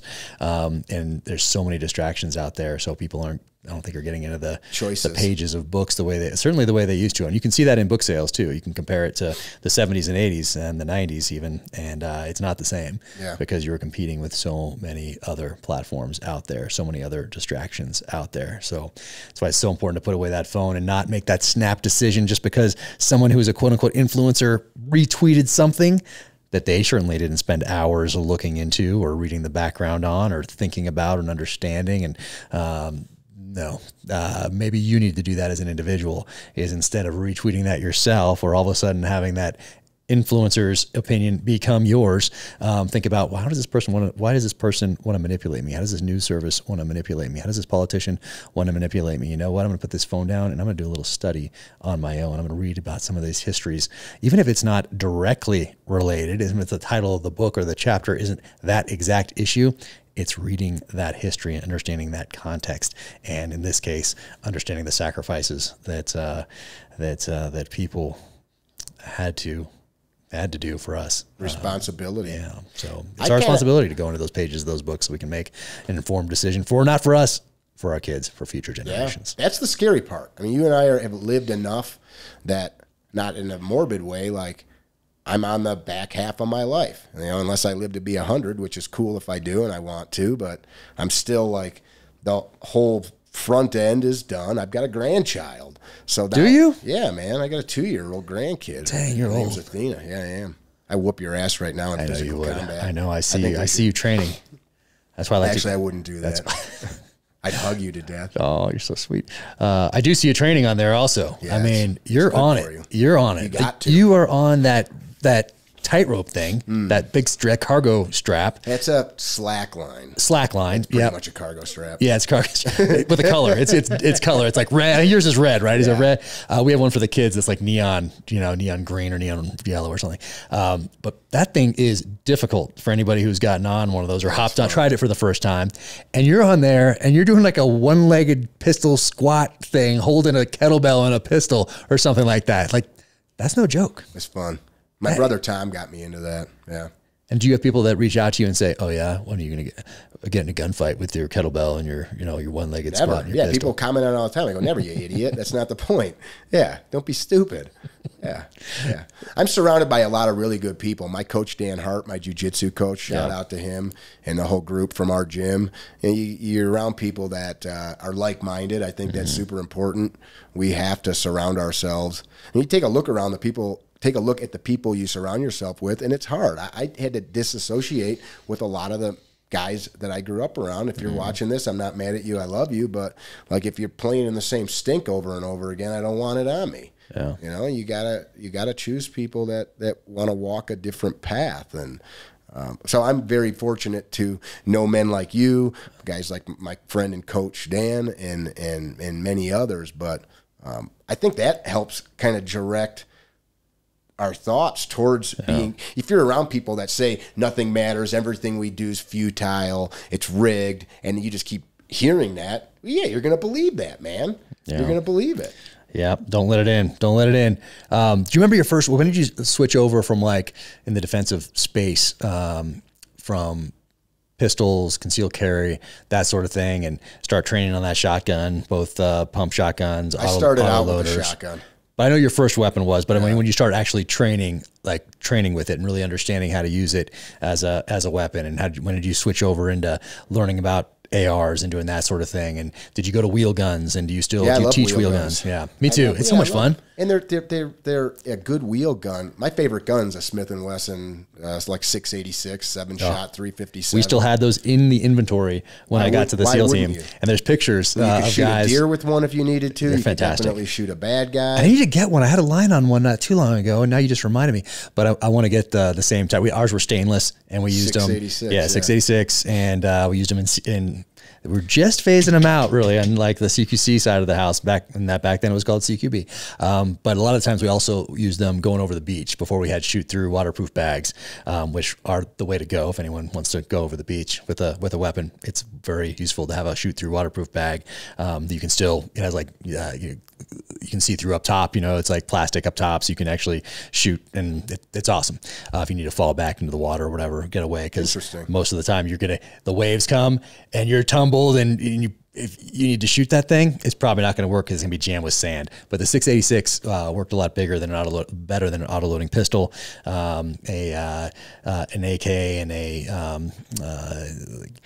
M14 worked a little better than an AR going over the beach if you're getting sand in it. Sure. But anyway, point being, the 686 was awesome. That was awesome. But then it went away. Not long after I got to my first SEAL team in '97, and then I went up and did a course with Clint Smith at Thunder Ranch, and I shot the Smith & Wesson Thunder Ranch version 45 ACP. It was so awesome. Everybody else had autoloaders on the line, and I was shooting a revolver at this course. And I'll tell you what, my groups were tight. Sure. And such a smooth shooting gun. Amazing. I mean, it was noticeable looking down the line. Like for whatever reason, maybe it just forced me for whatever reason, because I was learning it. I'd shot them before, but more being like really mindful with that big double action. Yeah, it was fantastic. I love it. I have one now in there. I was looking for one for a long time, kind of a new in box one, because I don't think they don't make it anymore. But I love shooting the revolver. So when did you start doing all those other things? like I've been saying, I'm a super simple-minded guy. So what gun do you have, right? So, well, I've got a bird gun at home. Good. That's probably the one you're going to use to defend the house. Let's train with that. Or I've got an AR.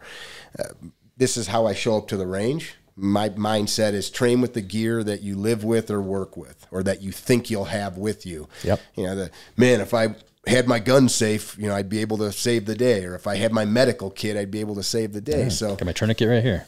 There you go. You know, like it doesn't matter what you're capable of. If you got your garage at home, what can you do right now with what you have? And I'm definitely not a master of all of these weapon systems, but you're pretty good. You're pretty good. You've been humble.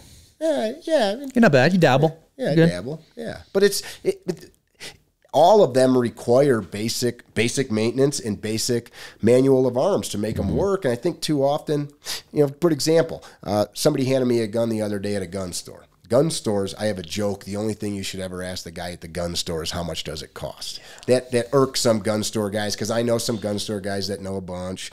But in general, I was at a gun store.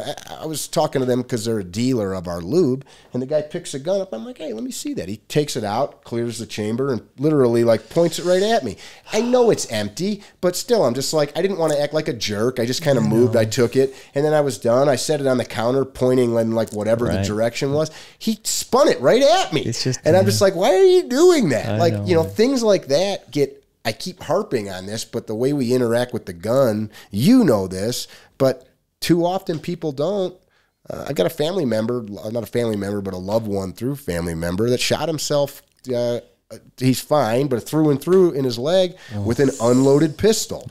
Just like a couple months ago. Like, what the heck, man? You know, and he told me about it. He's like, well, I thought it was unloaded, but it wasn't, was it? And then it was like pointed at you, and then you depressed the trigger, right? None of this stuff is super science-y. And like, I'm glad he didn't hit his femur or his femoral artery. Yeah. It was a through and through, but gosh, how many, I wonder if there's any data on how many people have shot their televisions, cleaning I know cops that have shot the computer screens in their ready rooms. I know a fairly famous SWAT cop that went to dry fire his AR as he was casing it up. When you clear a chamber, right? You check the breech, the bolt face, and the magwell, right? Look away, breech, bolt face, magwell. And he cycled, ran the bolt forward, put the gun in the case, went back to the ready room at their PD.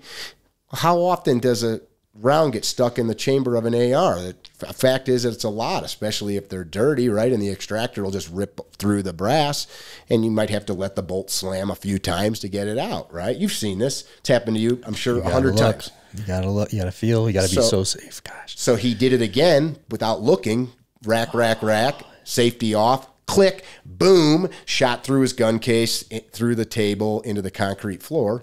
You think that guy, every time he has a gun in his hand, his buddies aren't like, ooh, hey, you think he's still on the SWAT team? Yeah. No.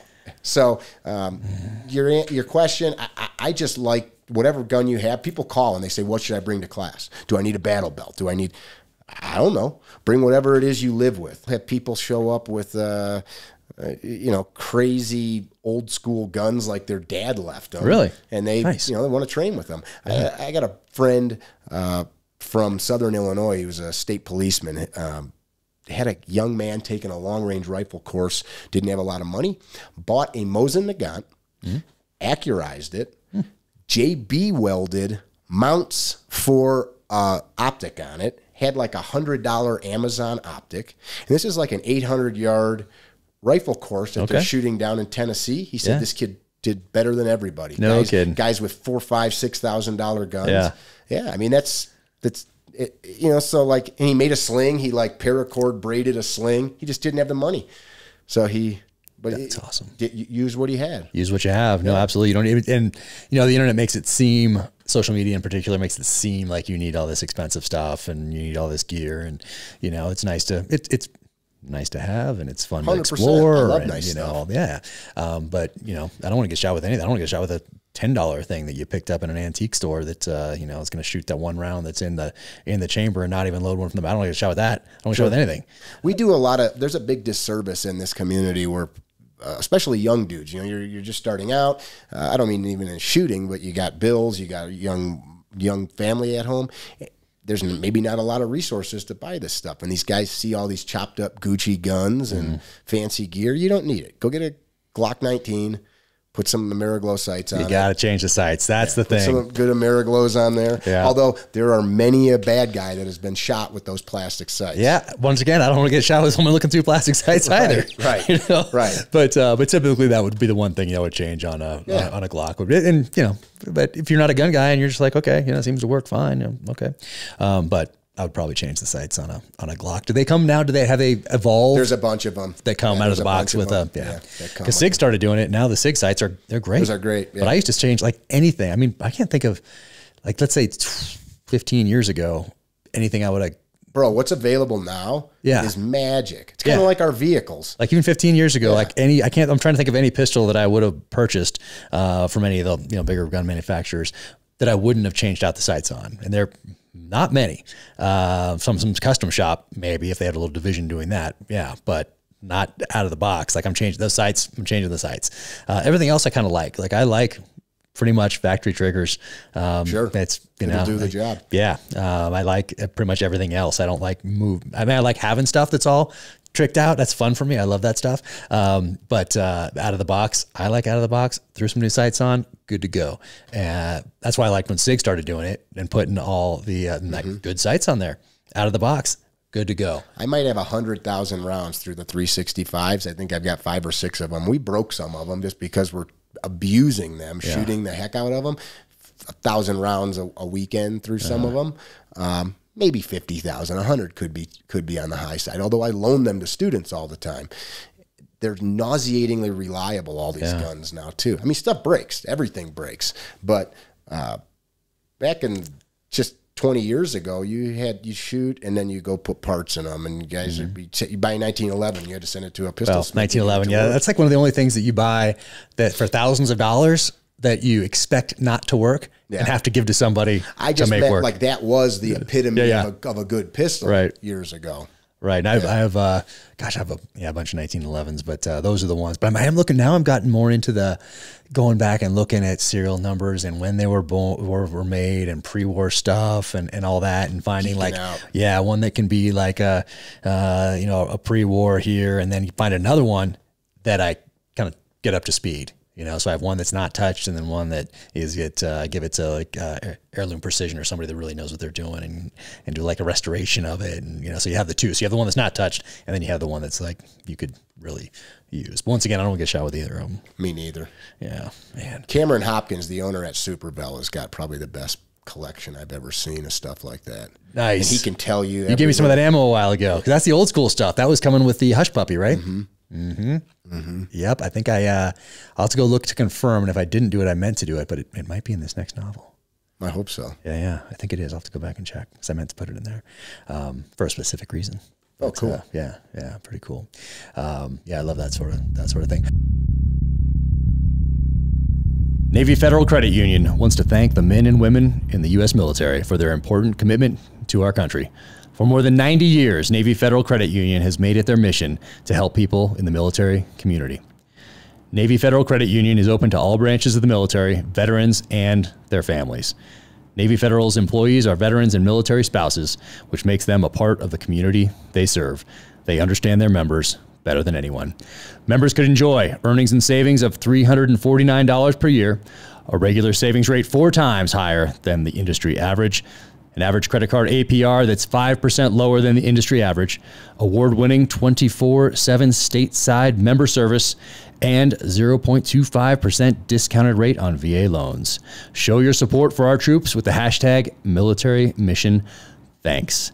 And my family thinks about veterans, those that are currently serving our nation each and every day, giving us these options and opportunities in the private sector. So everyone out there who has served and is serving, from the bottom of my heart, thank you.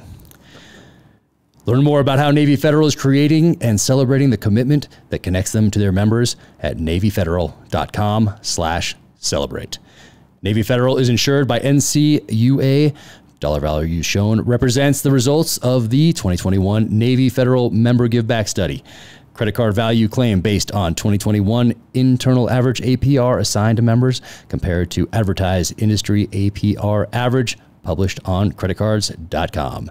NFCU reserves the right to change or discontinue promotions and rates at any time without notice. Navy Federal, check them out. Well, when did you start throwing around the 870 and doing that stuff in class as a like defensive type weapon? You know, we've got this idea that you've got to have certain cool things. Capacity matters, right? So like I joke around with students. So I told you that we have this concept, like put it away in the condition and position you want to find it in should you need it to save your life. And then you see guys, after you've gone through a day of class, if you come to the line, we're going to do this drill. And maybe we're doing drills where you shoot, then he shoots, then I shoot. So you see what's going on. A guy will come to the line and then he wants to do some press check and come back to the holster. I say, nope, no more of that. We come to the line and we draw and we shoot. And quickly people start to realize I got to put this thing away loaded because there's a penance to pay if you show up and you've got your gun goes to slide lock after 4 rounds and you got a 17-round magazine. It's push-ups forever. And it happens. Yeah. But if you once you start after a day, all of a sudden you drill into people's brain. I'm putting this away, load it up. And people hear me say this. They're like, "Well, I can't ever let the gun go to slide lock." Yeah, you can, but we're trying to train in the small amount of time that we have to managing the gun. So I'll joke around and say, is it like 2-round Tuesday where you're from? Do you just load 2 rounds in because you want to get in a gunfight and have to do an emergency reload out in the street? Like, well, no, I'd never do that. Right, you put all the bullets in there. So many houses, though, have good guns for protecting. They might not be the ideal thing, but there were many years of my life I could not afford most of the things that I now can. But I had that 870. I had a Marlin 30-30. I mean, dude, you give me a Marlin 30-30 and a box of shells, I'm the happiest guy in the world. Give me a 10-22 Ruger and a case of 22s, and you can protect your house quite well. Yeah. You know, you can put 10 rounds into somebody's chest or face, I'm not being morbid, in seconds. Yep. 22 pistol. So really my thought process is, what do you have? Let's see what its capabilities are. An 870 or a Mossberg 500 with a high quality buckshot load or a slug, you're stopping people. Yeah. Oh, yeah, no, exactly. I just got a couple more, 2, I think. Pre-64 30-30s Winchesters because my dad gave me one that he bought back in the day, and then I wanted to hunt with it recently, and then I didn't want to. I don't know. I just want to. I don't know. I'd be horrified if I with its history if I destroyed it or lost it or something. So I got a couple that are exactly the same that I'll use, and if I break one of those or something like that, then it won't be the end of the world. But yeah, no, I love the lever actions, and I want to go through a course with one, like where everybody else has ARs. I want to go through a course, kind of like I did with the wheel gun. That was my first centerfire rifle, was a 30-30 lever action. Yeah. Oh, yeah. Awesome. I wonder how many deer have been killed, or 30-30 lever action or 30-06. It'd be close, I think, just throughout the history of this country. It'd be pretty close. I think, for sure. All of the World War II, World War I, all the surplus weapons. 03 Springfield and the M1, which I have some of those. I need to get some of those. I keep been so busy, I haven't had a chance. But yeah, I need to get some of those going as well. Yeah, that should be right here. I probably should have one. And then so now, what do you have going on? Do you have if someone goes to your website, can they click on, like if they're a new shooter or they've got some basics, maybe they got their concealed carry for their state or whatever, and you're passing through town, and they look at it, or they've seen the Instagram or whatever. What should they do next from if they want to go train with you? If you want to train with us, you can sign up right on our website. So we run a couple main courses, pistol courses, rifle courses, and we have a big event a couple times a year called the S12 Experience. So myself, Z Durham, Paul Sharp, D-Day Response Group, which is a group of 18 Deltas from Florida, Dan Hudnett, Don Deo, great guys, great friends of mine, and a friend of mine, Rob Wilson, and Brian McKenzie. So Brian Wilson, Brian McKenzie, Rob Wilson, Art of Breath. So influential guys in the space of using breath to meter ourselves for good metabolic output as well as cognition. So we incorporate that, some combatives, physical combatives. Of course, in the 4 or 5 days that we have with people in that course, you know, you're not going to become a black belt. We're teaching people how to move, how to create space, take space, how to clinch. It's really exposure. We do some jiu-jitsu there. We bring mats out so people that train, they can train at night. We house you, we feed you. And then the whole course is wrapped around shooting and TCCC. So we've got some very significant TCCC scenarios that play out there with pyrotechnics, you know, explosives and smoke and all that jazz that culminate in a bunch of live fire exercises. So over the course of you show up on a Wednesday, you leave on a Monday. It's a long time. We're on this private 450-acre retreat.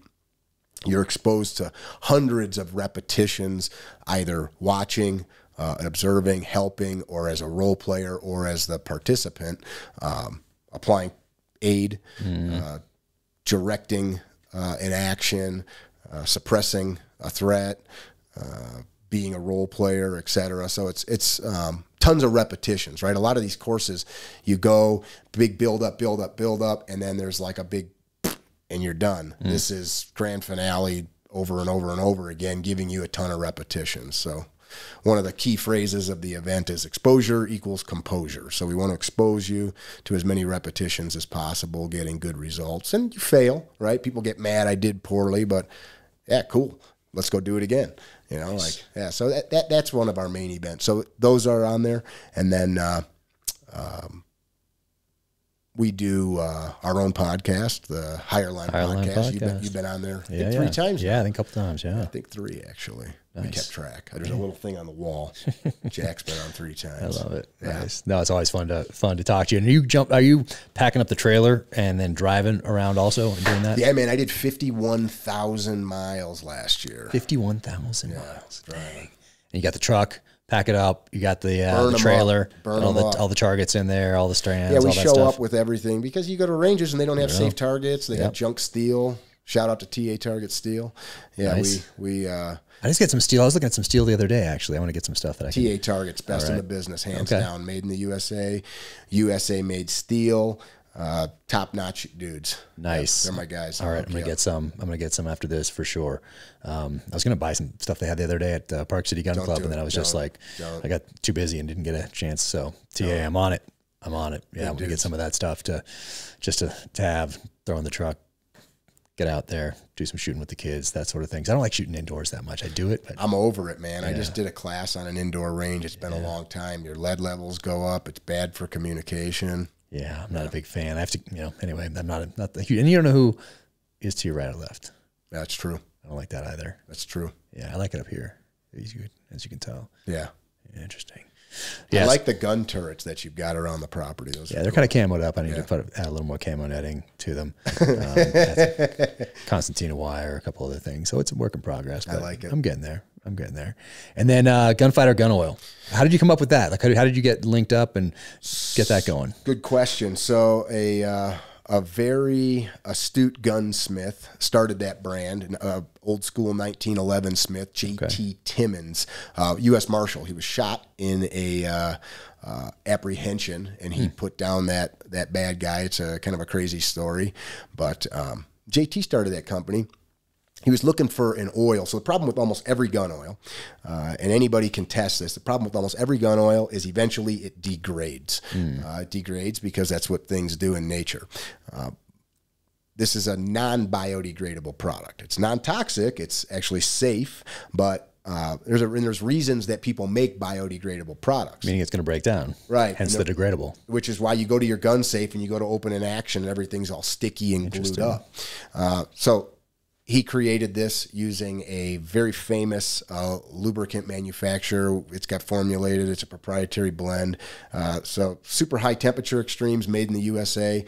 He didn't like being in the business of retail. He hated it. I became like the only guy that sold it. And I just said, hey, let's make a deal. So we bought it from him a handful of years ago. We added our high temp grease, which our guys at Alpha Munitions love for the long range industry. Guys that run bolt guns don't like heavy grease. And this grease is super light, like warm butter. Super high temperature extremes, like 50 below zero to 500 or 600 above. And then we have a amazing cleaner that we use. So it's a great brand. You know, a lot of guys start products like that because it's like a way to make money, which it's a for-profit business. We wanted the best oil, the best grease, the best cleaner that aren't going to hurt you. I don't want to be at my kitchen table and I don't clean guns at my kitchen table, but I've watched guys do this, spraying brake cleaner and using all kinds of noxious, toxic chemicals in my home. You know, back to our original point, I train because I want to live. I want to protect my family. I don't want my kids to get cancer or some, you know, developmental issue because I'm spraying chemicals and lead in the house. Guys hear this and they're like, oh, you're a worrier. No, man, like lead is super toxic to kids, and the chemicals that people use to clean their guns are super toxic. So that's really what it's all about, gunfighter. Nice. And I do love it. I do use it. You gave me some years ago, I think, 2 years ago, maybe even 3 now. And that stuff's awesome. So I appreciate that. Yeah. And they have their own website. They have their own website, or they go to yours, go to Carry Trainer and Gunfighteroil.com. Gunfighteroil.com. Check that out. Yeah. That's good stuff. Yeah. Doesn't somebody make something, they eat it? Does somebody eat it? I hope not. Not yours. Somebody's. Oh, there's a couple products. Yeah, you know, that's the thing. It's like the gun lube business is very gimmicky. I don't want to be able to eat it. Or guys say, I just use my automotive lube. Well, cool. Why don't you put vegetable oil in your Ford pickup? Because that's lube too. You know, lubes are made, and I don't want to get on a lube kick, but lubes are made to do certain things. The stuff that goes in your engine will lube your gun. Just like corn oil will lube my gun, but it's made to do different things. And there are things in motor oil that I don't want on my gun. So, you know, it's not for everybody. Some people, you know, you've got your little scented thing that they want. It makes them feel like they're warm and fuzzy inside. Cool, do it. If you want the best stuff, try Gunfighter Gun Oil. Nice, love it. Gunfighter Gun Oil. And what are you carrying these days? I know you take different things. You'll try out different pistols for different people, different companies, whatever, just to give it a shot, give them some feedback. What are you carrying these days when you grab something and going out the door today? I do subscribe to John Bianchi. That's the guy that founded what is now Safari Land. John said, one gun, one holster all the time. I subscribe to that. Like, I don't change guns easily. The 365s, I've got years of abuse on those, and I love that little gun, but it's not for everybody because guys with man hands like us, you end up shooting full-size guns differently if you want to master that little gun.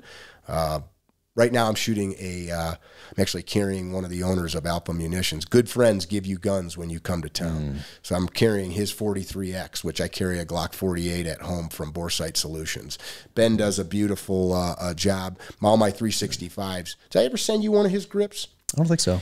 He does. He's one of the only guys that does it. Ben's like the original customizer of polymer guns. Okay. He builds up the back strap of the pistol grip. You know, our hands swallow it, and basically he's adding a little bit up to the back strap. It looks factory, and then he stipples it all up. It looks like that's how it came. Yeah. But it just allows us a little bit more surface area, a little more real estate to get our hand on. Not a ton. It doesn't make it less concealable or anything. Yeah. So the Glock 48s, you know, the reliability of the things is ridiculous. Yeah. You know, the ability to go find a holster, find a magazine. The cost of magazines are cheap for most people. You know, some of these other guns, the magazine costs are hard. They're hard to find. So I'm a Glock guy. Nice. Do you wear what holster are you going with and what belt you rolling? Couple different holsters depending on what I'm using. KSG out of Colorado makes a great holster. Tenacor makes a great holster. JM Custom Kydex makes a great holster. Vetter makes a great holster. Depends. Like if I've got a sport coat on in a suit, I might wear something a little different. Concealed Carry Inc. out of Colorado is the dealer for the belts that I use, and my brain has just gone blank. He's going to kill me if I can't think of it. Well, we'll think of it in a second here. I'll just talk about my brain is blank. Hey, no. Too much talk. Yeah. Yeah. Like the 365 is hard to beat. And the 365, X Macro, that thing is awesome. Those are great guns. Yeah. So yeah, I love the 365. That's what I have right now. Black Point tactical mini wing holster.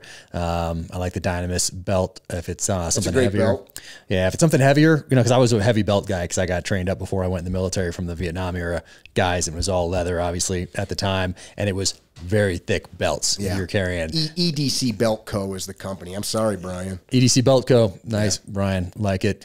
I'm liking this. I'm liking this combo. I leave the house and I always grab that tourniquet now, especially I have that small one from Snake Staff Systems.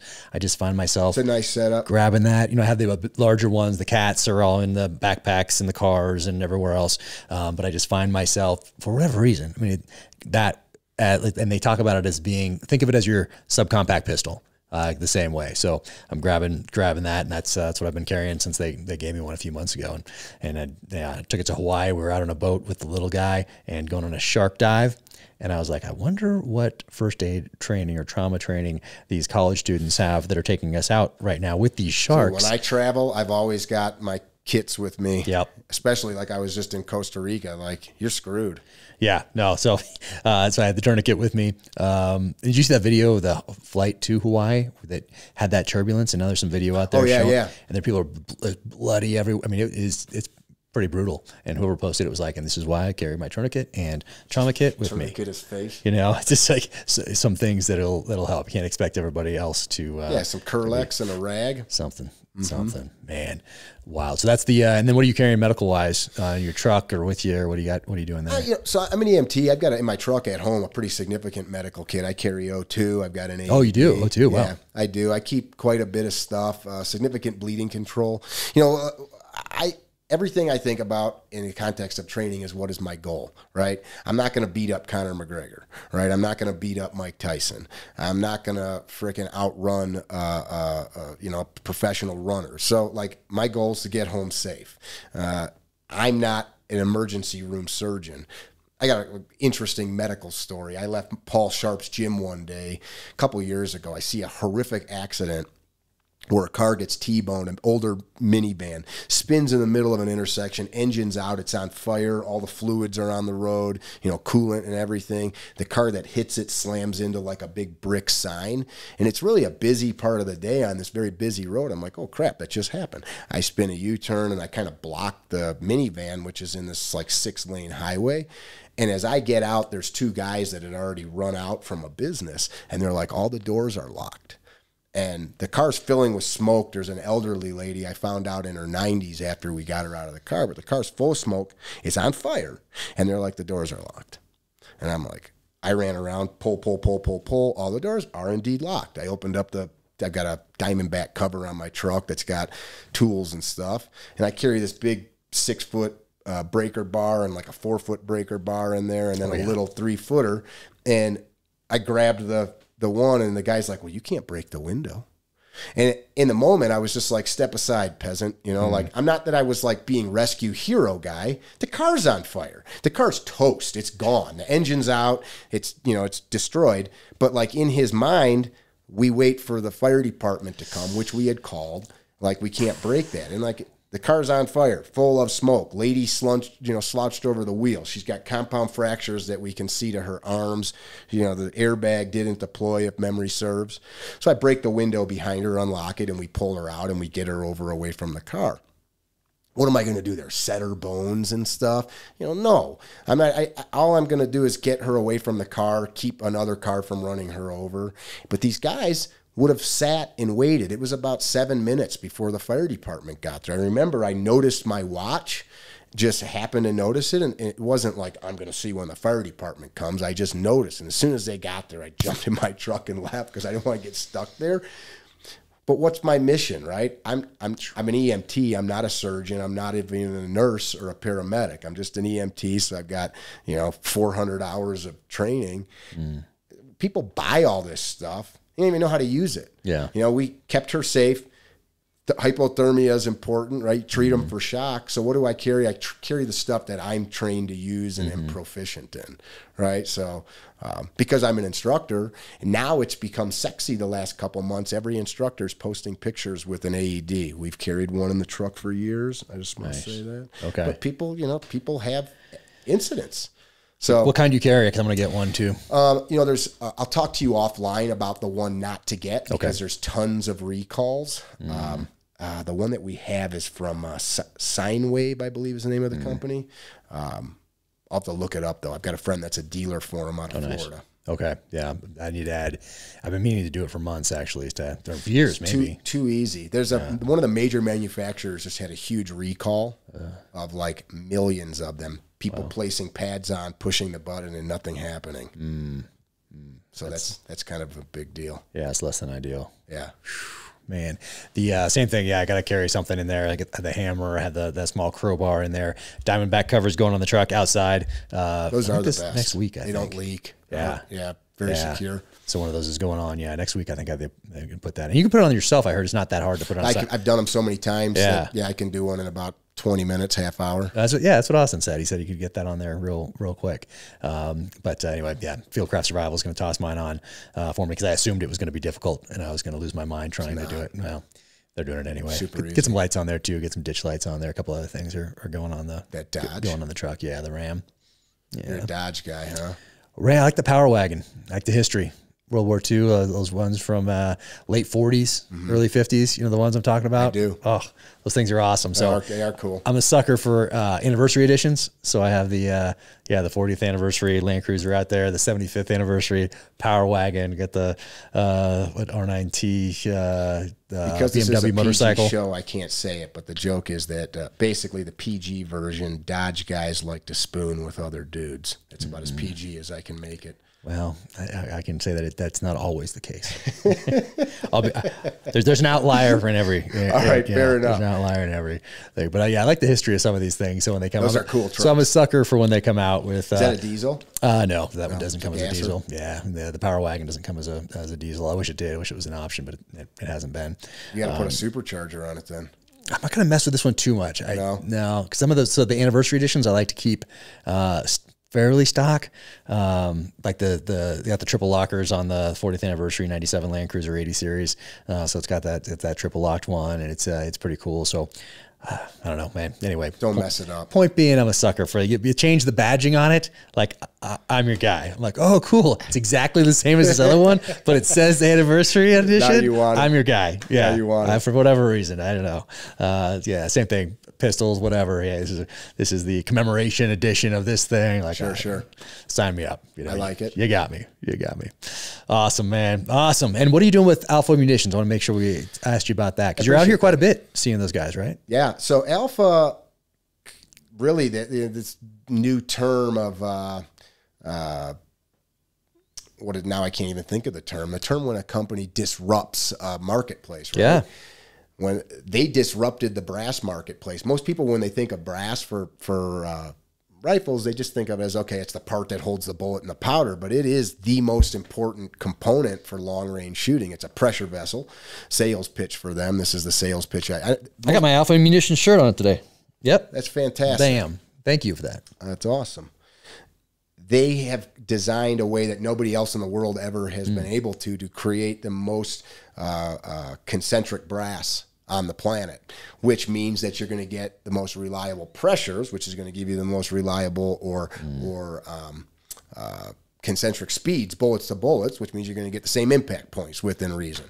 So if you get a piece of brass that's got higher or lower volume, which we can't see looking into it from poor manufacturing, lower volume, pressure spikes, bullet goes faster, more volume, pressure drops because we're just weighing powder and putting it in there. So they've created a way which most of the brass that's used is being made on machines that is 50 to 100 years old. They've completely disrupted that space. Nice. Yeah, so their stuff is primo. So they work with a company called Eagle Eye Ammo, who also loads and builds. I mean, like, you can't hand load anything like Eagle Eye can do from a production standpoint. So Alpha and Eagle Eye, great dudes, and they were by me. They moved out here to Utah like 6 or 7 years ago. And kind of like you, the owners, my buddy, sat down and he goes, hey, we're going to start this brass company. I'm like, you're even like long range shooters. He's like, yeah, but I think it's a cool space that nobody has really dug into. And we sat at a table and they were just spitballing, and I just happened to be there in the moment. And I'm like, you guys are nuts. Like, why are you always trying to discourage everyone? I'm not. I mean, I'm the guy that does nut stuff, but it's like, I'm not. I did not discourage you. I did not. You doubted. I did not. A little bit. I didn't. No, I thought it was funny. I didn't say you couldn't do it. I thought it was funny. I saw it in your eyes. No, you didn't. You're a liar. I saw it in your eyes. I looked over. You were driving. I told everybody to buy your book. Don't do that. You did do that. I did not think that they couldn't do it. It just was like, man, you guys are successful. Why carry this load? Why go down this road? And they're like, because we want to. And it was a slog, man. They barely made it. And now they're crushing it, and everybody wants their product, and everybody said it couldn't be done, and people want to buy their company. Amazing. And the one thing that they've done is they didn't sell out. Like, their culture, people want to be there, people want to work there, and they're producing top-notch stuff, and they keep innovating. So I want to be part of guys like that. Yeah, and that's, you know, that's how things move forward. You get people that are like, that I think, like coolers, Yeti coolers. And guess how many coolers like that we have now? Right.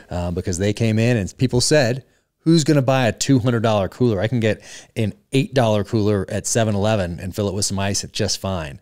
Innovators. Yep. And so they did it. Sika gear, same thing. Who's going to pay $300 for a hunting jacket? Right. You can go down to Cabela's and buy one for, you know, $20, $30, or the Salvation Army, or not Salvation, the Army Navy store or whatever. Get some old cotton thing, throw over maybe some wool, and you're good to go. Think about guys like Ken Hackathorn and Clint and those guys. Who's going to pay hundreds of dollars to go shoot guns? Well, I'm glad that they did that, because now I get to make a living. Yep. No, exactly. I love those stories when somebody comes in and revolutionizes the market and then leads the way. Yeah. And then you get and that's how it works. And you get a bunch of competitors, and then things move forward until the next time. So, I mean, what does one of these cost? I don't know.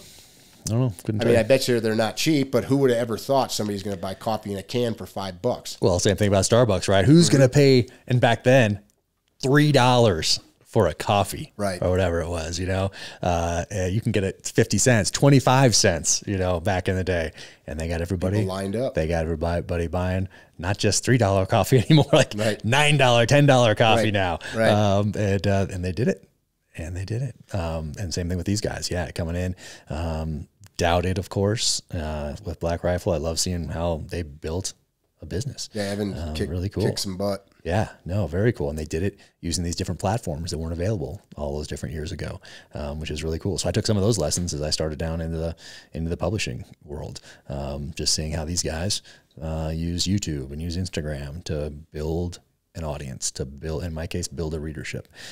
So I love when people do things like that. In all that, though, you wrote great books. That you have to have a product. Yeah, you have to have the product at its base level. Trash. Right, at the base level, with that widget, whatever it is. In my case, it's a book. That book has to be the best that it can possibly be. So same thing with you. Your instruction has to be the best that it can possibly be. Somebody else's widget, it has to be the best it can possibly be. But now what? People have to know you exist and you're out there, and that you have courses. People have to know that you can get this coffee. People have to know that the books exist. So now that's the other side of it. But first, for people that are entrepreneurial minded, it's all about that product first and foremost.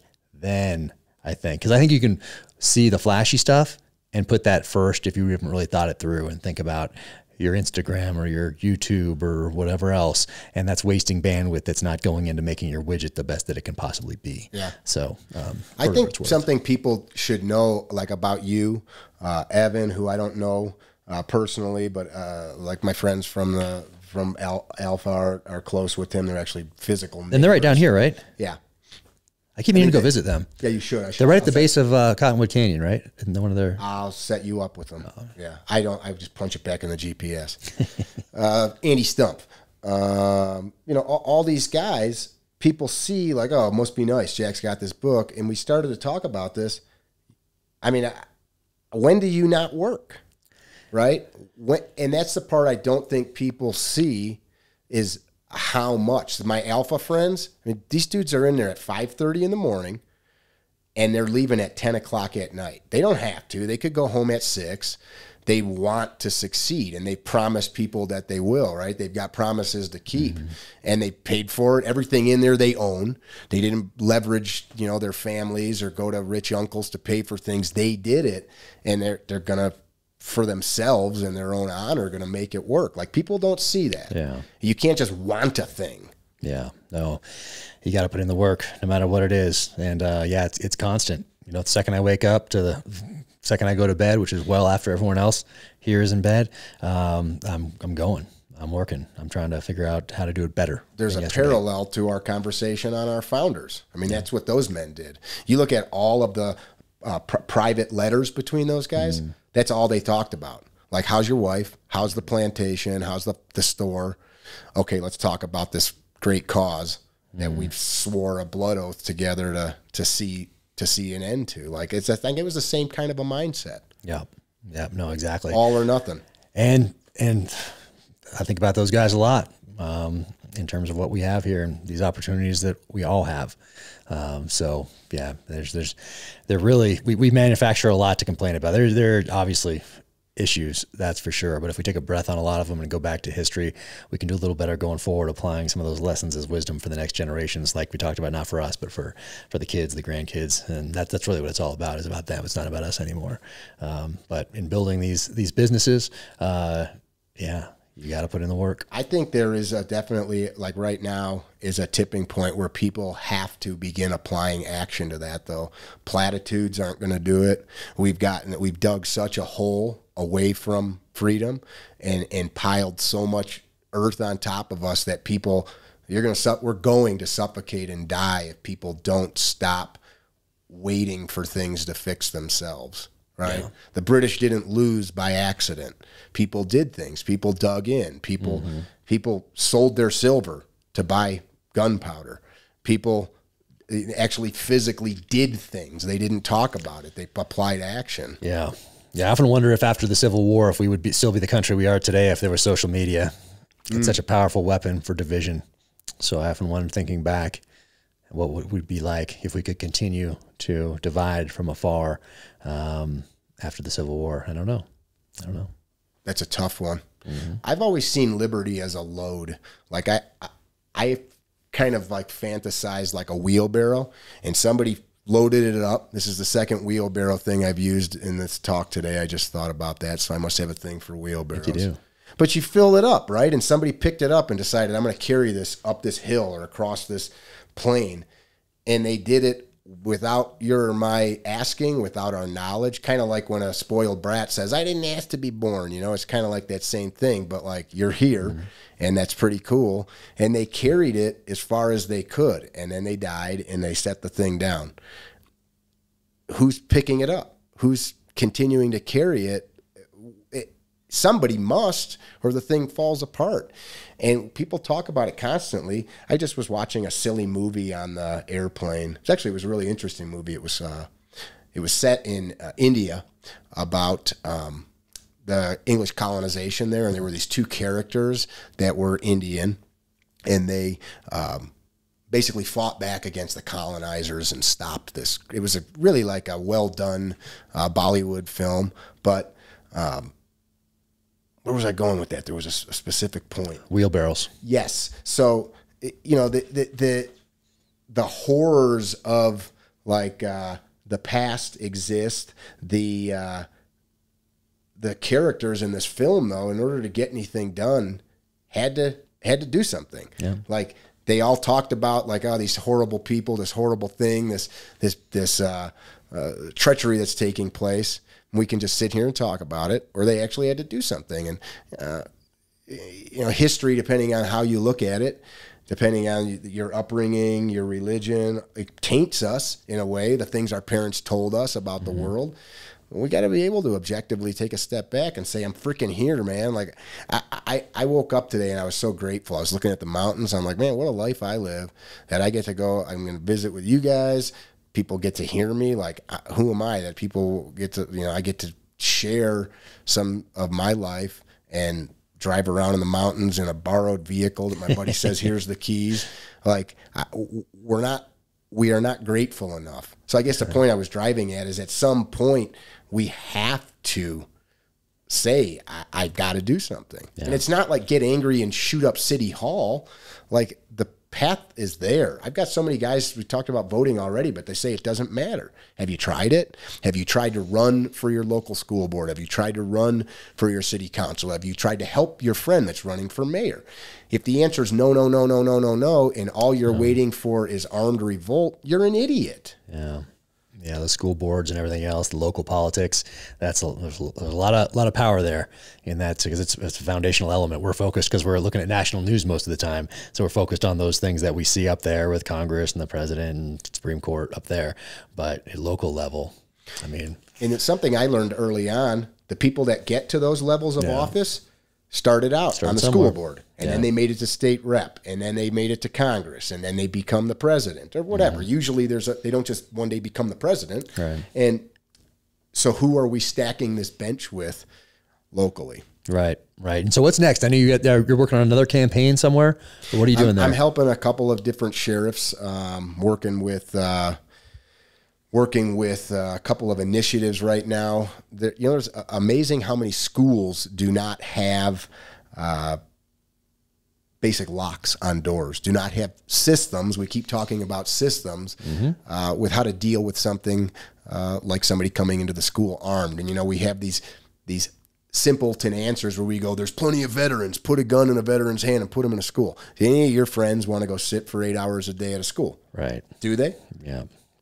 Probably not, right? So the people that are actually capable of delivering violence like that, either they're retired or they have a job, right? It's not just, give some guy that, and not to insult somebody, but some guy that was in the Army or in the Air Force because he was there doesn't mean he's skilled enough to protect 500 children. So we're trying to educate people on that. That's something that we're working on right now.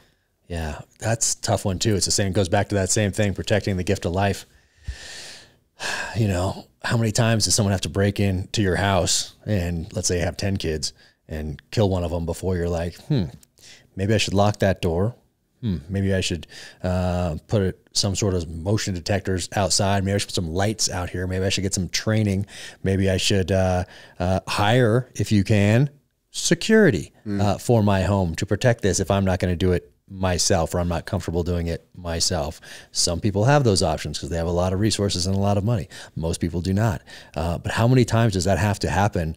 Let's say only once a year, maybe twice a year, 3 times a year, whatever it is, maybe once every 2 years. But how many times does that have to happen before you're like, I'm going to lock that door. I'm going to figure out how to, I'm going to learn how to use a rifle. I'm going to learn how to use a shotgun. I'm going to, how many times does your house have to burn down before you're like, I'm going to teach, this thing keeps burning down when I'm away. Right. How am I, well, I'm going to teach, it starts with this little, every time I'm going to teach my kids or the babysitter how to use a fire extinguisher. How many times does that have to happen before you teach them how to use the fire extinguisher to put out the little flame that's going to take down your whole house? So it's just wild to me that we going in the same. We can't protect these kids. You go to any Marine that's been trained to guard embassies and stuff, their basic manual tells you everything you need to know, from perimeter security to controlling ingress and egress. Like, any school can buy that on Amazon, can buy the Marine Corps codified. And I'm not a Marine. I just happen to have this book that a friend of mine gave me years ago. And I'm like, wow, this is literally everything that's a Marine Corps put together over like 75 years to protect physical property. Yeah. I mean, how many times does it have to happen? And it's interesting. I asked my buddy in Israel. My last novel has a bunch of chapters that take place in Israel, and it was during COVID, so I couldn't get out to Israel, and I really wanted to go there for that one. I went to Kamchatka Peninsula, Russia for Savage Son. I went to Mozambique for True Believer, and I really wanted to go to Israel for this last book, but it was only open to Israeli citizens, and then it was shut down, and then it was open for like a day. It was like just very difficult during COVID to get into Israel and out of Israel. So I had to do that research just through books online, but I really went in deep on it, and I sent it to a family in Israel that had 3 generations that read it, and the oldest was, I think, 100, late 90s, 100, and then the next gen was like 60, and then 30s. And they said they couldn't believe that I hadn't gone to Israel to do this research. That's just because I went all in on it. But as part of that, I asked, because I'm doing all this research into different terrorist events and around the world, and to include the ones in Israel. And you hear a lot about cafes and buses with suicide vests and attacks and that sort of a thing. We heard about schools in Israel being attacked in the 60s, 70s, early 80s maybe. But not so much anymore. They stopped. And I asked, and I was like, well, because it's an option for teachers over here to carry. So you're hardening a target a little bit, and makes that person, that predator, look for that softer one. We have such silly arguments to that. I have friends that are teachers that say, oh, you think every teacher should be armed? I didn't say that. You think just teachers should just not have any training? I didn't say that either. Like why do we just pull this stuff out of thin air? I mean, like if we could in 3 or 4 weekends make every teacher that wanted to do this, and I mean they've already got more background checks than most people in society, so we know that they're not bad people. Can we not give them? I mean, it's insane to me. I'm going to let you tell this kid more stuff than even I maybe get to about how to view the world. I'm going to give you the power to shape this person's worldview, but I'm going to give you the power to maybe administer medicine to them if they get sick. I'm going to give you the power to do CPR to them if they choke on a freaking marble or piece of chicken at lunch. But if a tiger or a wolf or a bad man tries to eat them, I'm just going to have to let you stand by and let them hurt them. Like that is insane. I know. It is insane to me. Yeah, about protecting that gift. Somehow, it is insane. Somehow an entire segment of society thinks that just 911 is only the politicians that seem to want to disarm us are surrounded by people with the very tools that they want us not to have to defend our gift and the gift of life in our kids and our spouses. Anyway, I think people that if you're listening to this, go to your school board and say, what measures are you working on? What are we doing to keep our kids safe? And ask and see. One of the biggest pushbacks is other parents. It's not government that what we've heard. It's moms saying, I don't want my kids to go to school in a jail. It's not a jail. I mean, just like you don't let anybody in your house. This is just a house with a lot more doors and windows, and it just takes certain measures to control people's flow through it. Yeah. Yeah, I mean. Yep. Airport, bank, jewelry store. Concert venue. Oh, and sporting events. There was that coach, I don't follow basketball, but that coach that was very adamant about citizens not being armed recently, who spends all of his professional life surrounded by people guarding the entrance, and not just the entrance, a little closer to him too. With guns. Using guns as the tool. Hey, kettle. Yeah. But it's interesting how that doesn't enter the calculus for a lot of people. Liberty requires responsibility, and I think we have I'm not one of these people that looks back and says that the world was better. For example, this little bit of history in this movie about the colonization of India. I mean, these people were abused beyond belief. I know what made me think of that. The sun never sets on the crown, right? The sun never sets on the British Empire. And that's what popped in my head. Rome, right, was this great empire, and it is no more. And at one point, not that long ago, I mean, even after our revolution, the empire was still far bigger than America. They were across the globe, and slowly it degraded with us. We started it. We lit a fuse that shot heard around the world. Yeah. But even something that big can crumble, right? We're no greater. We're no smarter. And the only thing that ever kept us going was this fire in men's guts and hearts to keep it going. And now we've got all these guys that are content to say nothing, do nothing, and complain. So I hope that us talking about it, other people talking about it, induces people to actually move and take action. Yeah, it's tough because I try to remain hopeful publicly anyway. When I sit down with that glass of wine with my wife at the end of the day, it's tough. It's tough. There's a lot of forces at work that haven't either they haven't put the thought into what it takes to remain free, or there are more nefarious forces at work that want to make sure that we don't remain as free. I think just like you can't have negative thoughts about your next book, we can't do that. Yeah, we can't. Take some action. Yeah. Locally. Like you said, there's a lot of power in that local government. Well, I mean, that's how all this stuff started, right? There were 56 dudes signed the Declaration in this little tiny spot on a map, just 56 of them. That's a pretty amazing firestorm that just 56 guys whispering in the back rooms of taverns got done. Yep. Yep. Probably over some beers and whiskey. We should drink some and coffee. And whiskey. Yeah. Yeah. You might notice some of that stuff around here as well. Yeah.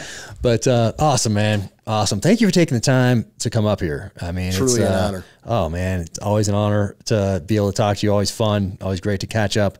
And we need to get on the range again soon. Yeah, I'd love to.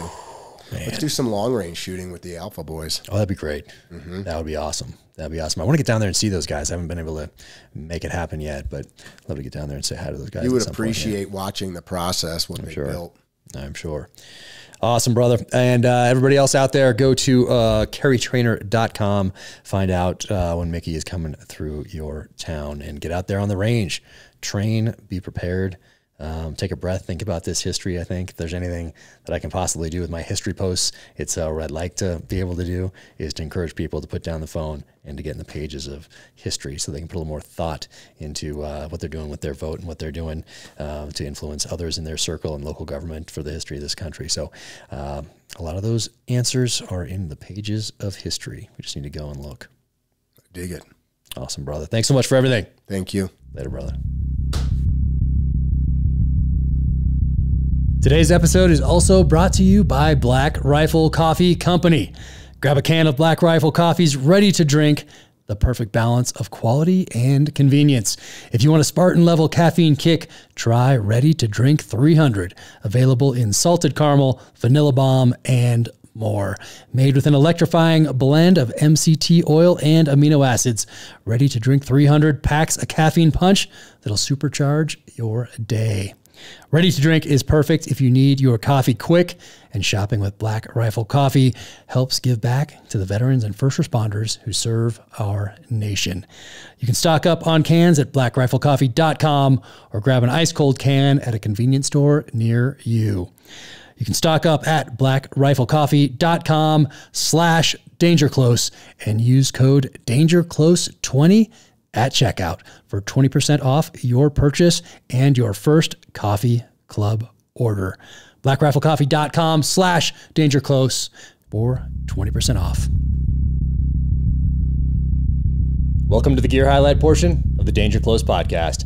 First off, badass-workbench.com. If you've noticed this desk right here and wondered where it came from, wonder no more. That's where it comes from. Badass-workbench.com. This thing is solid. I love this thing. Has chairs that swing out right here. You can't really see that on the video. And some of the most solid drawers you'll ever see on a desk. And a little bottle opener over here, just in case. But check them out. Once again, badass-workbench.com. What else is going on? This watch right here. So depending on when this comes out, I think these watches will have already dropped and probably be gone already. But this is the Aries right here, Diver 1 Jack Carr edition with cross tomahawks that illume, has the date on there for this one. And then I put on a leather strap on mine, and that comes from Skipper's Custom Leather right here. You can go to Skipper's Custom Leather on Instagram to check out what he has going on. But I've been wearing this band on here for about a month now or so, maybe a month and a half, and solid. It is awesome. Love this thing. So check out Aries watches and the Jack Carr edition. Will there be more coming soon? Not quite sure, but stay tuned. All right, what else? It's snowing outside right now, and maybe not when you're watching this because this is probably in June, recording this a little earlier, but snow is coming down here in Park City as it has been for the past few months. So the Flylow gloves have been getting quite the workout. I have Flylows in most of my packs, in all the vehicles, and by all the doors to the house for when I go out and shovel. So Flylow gloves, love these things. They have performed quite well this season. Protekt, Protekt, started by my friend Nick Norris from the SEAL teams, who has been on the podcast before. Amazing guy. This is their energy right here, pineapple coconut, and with all the things I have going on, I am loving the energy supplements from Protekt. So Protekt, go check them out on the socials and check out their website as well. They got a ton of great stuff going on. Aught Design, AuughtDesign.com. This pack right here just arrived, and this thing, if you've been following me for a while, you know I'm a backpack person, and I can't wait to try this thing out. This thing is made so well and looks pretty cool also. So check them out, Aught Design. They have a bunch of great stuff going on over there, and can't wait to give this pack a run shortly. Thanks, guys. Awesome. And Schnee's, SCHNEES.com. Check them out. I think these are the 10-inch adventure boots right here, or Hunter 2s. Hunter 2s right here, I think. Check them out, schnees.com. Just visited them up in Montana in Bozeman. If you happen to be passing through Bozeman, for sure, go see them on Main Street. The store is awesome. So go in there, check them out, say hi to John Edwards and the crew in Schnee's on Main Street, and pick up a pair of boots for sure. You will not be disappointed. I've been wearing Schnee's boots for over a decade now. So check them out, schnees.com. All right, I think that's it. Until the next time, take care out there. Thank you for tuning in to the Danger Close podcast, an Ironclad original presented by Navy Federal Credit Union. My latest novel, Only the Dead, is on shelves right now. To find out more about Mickey Schuch, go to Carry Trainer, that's CarryTrainer.com, and follow him on Instagram at Carry Trainer. You can follow me at Jack Carr USA on the socials, officialjackcarr.com. That is the website. You can go to the upper right-hand corner, click on shop for the merch. And if you enjoyed this conversation, be sure and leave a 5-star rating and review wherever you get your podcasts. Until the next time, take care out there, stay safe, be strong, keep fighting.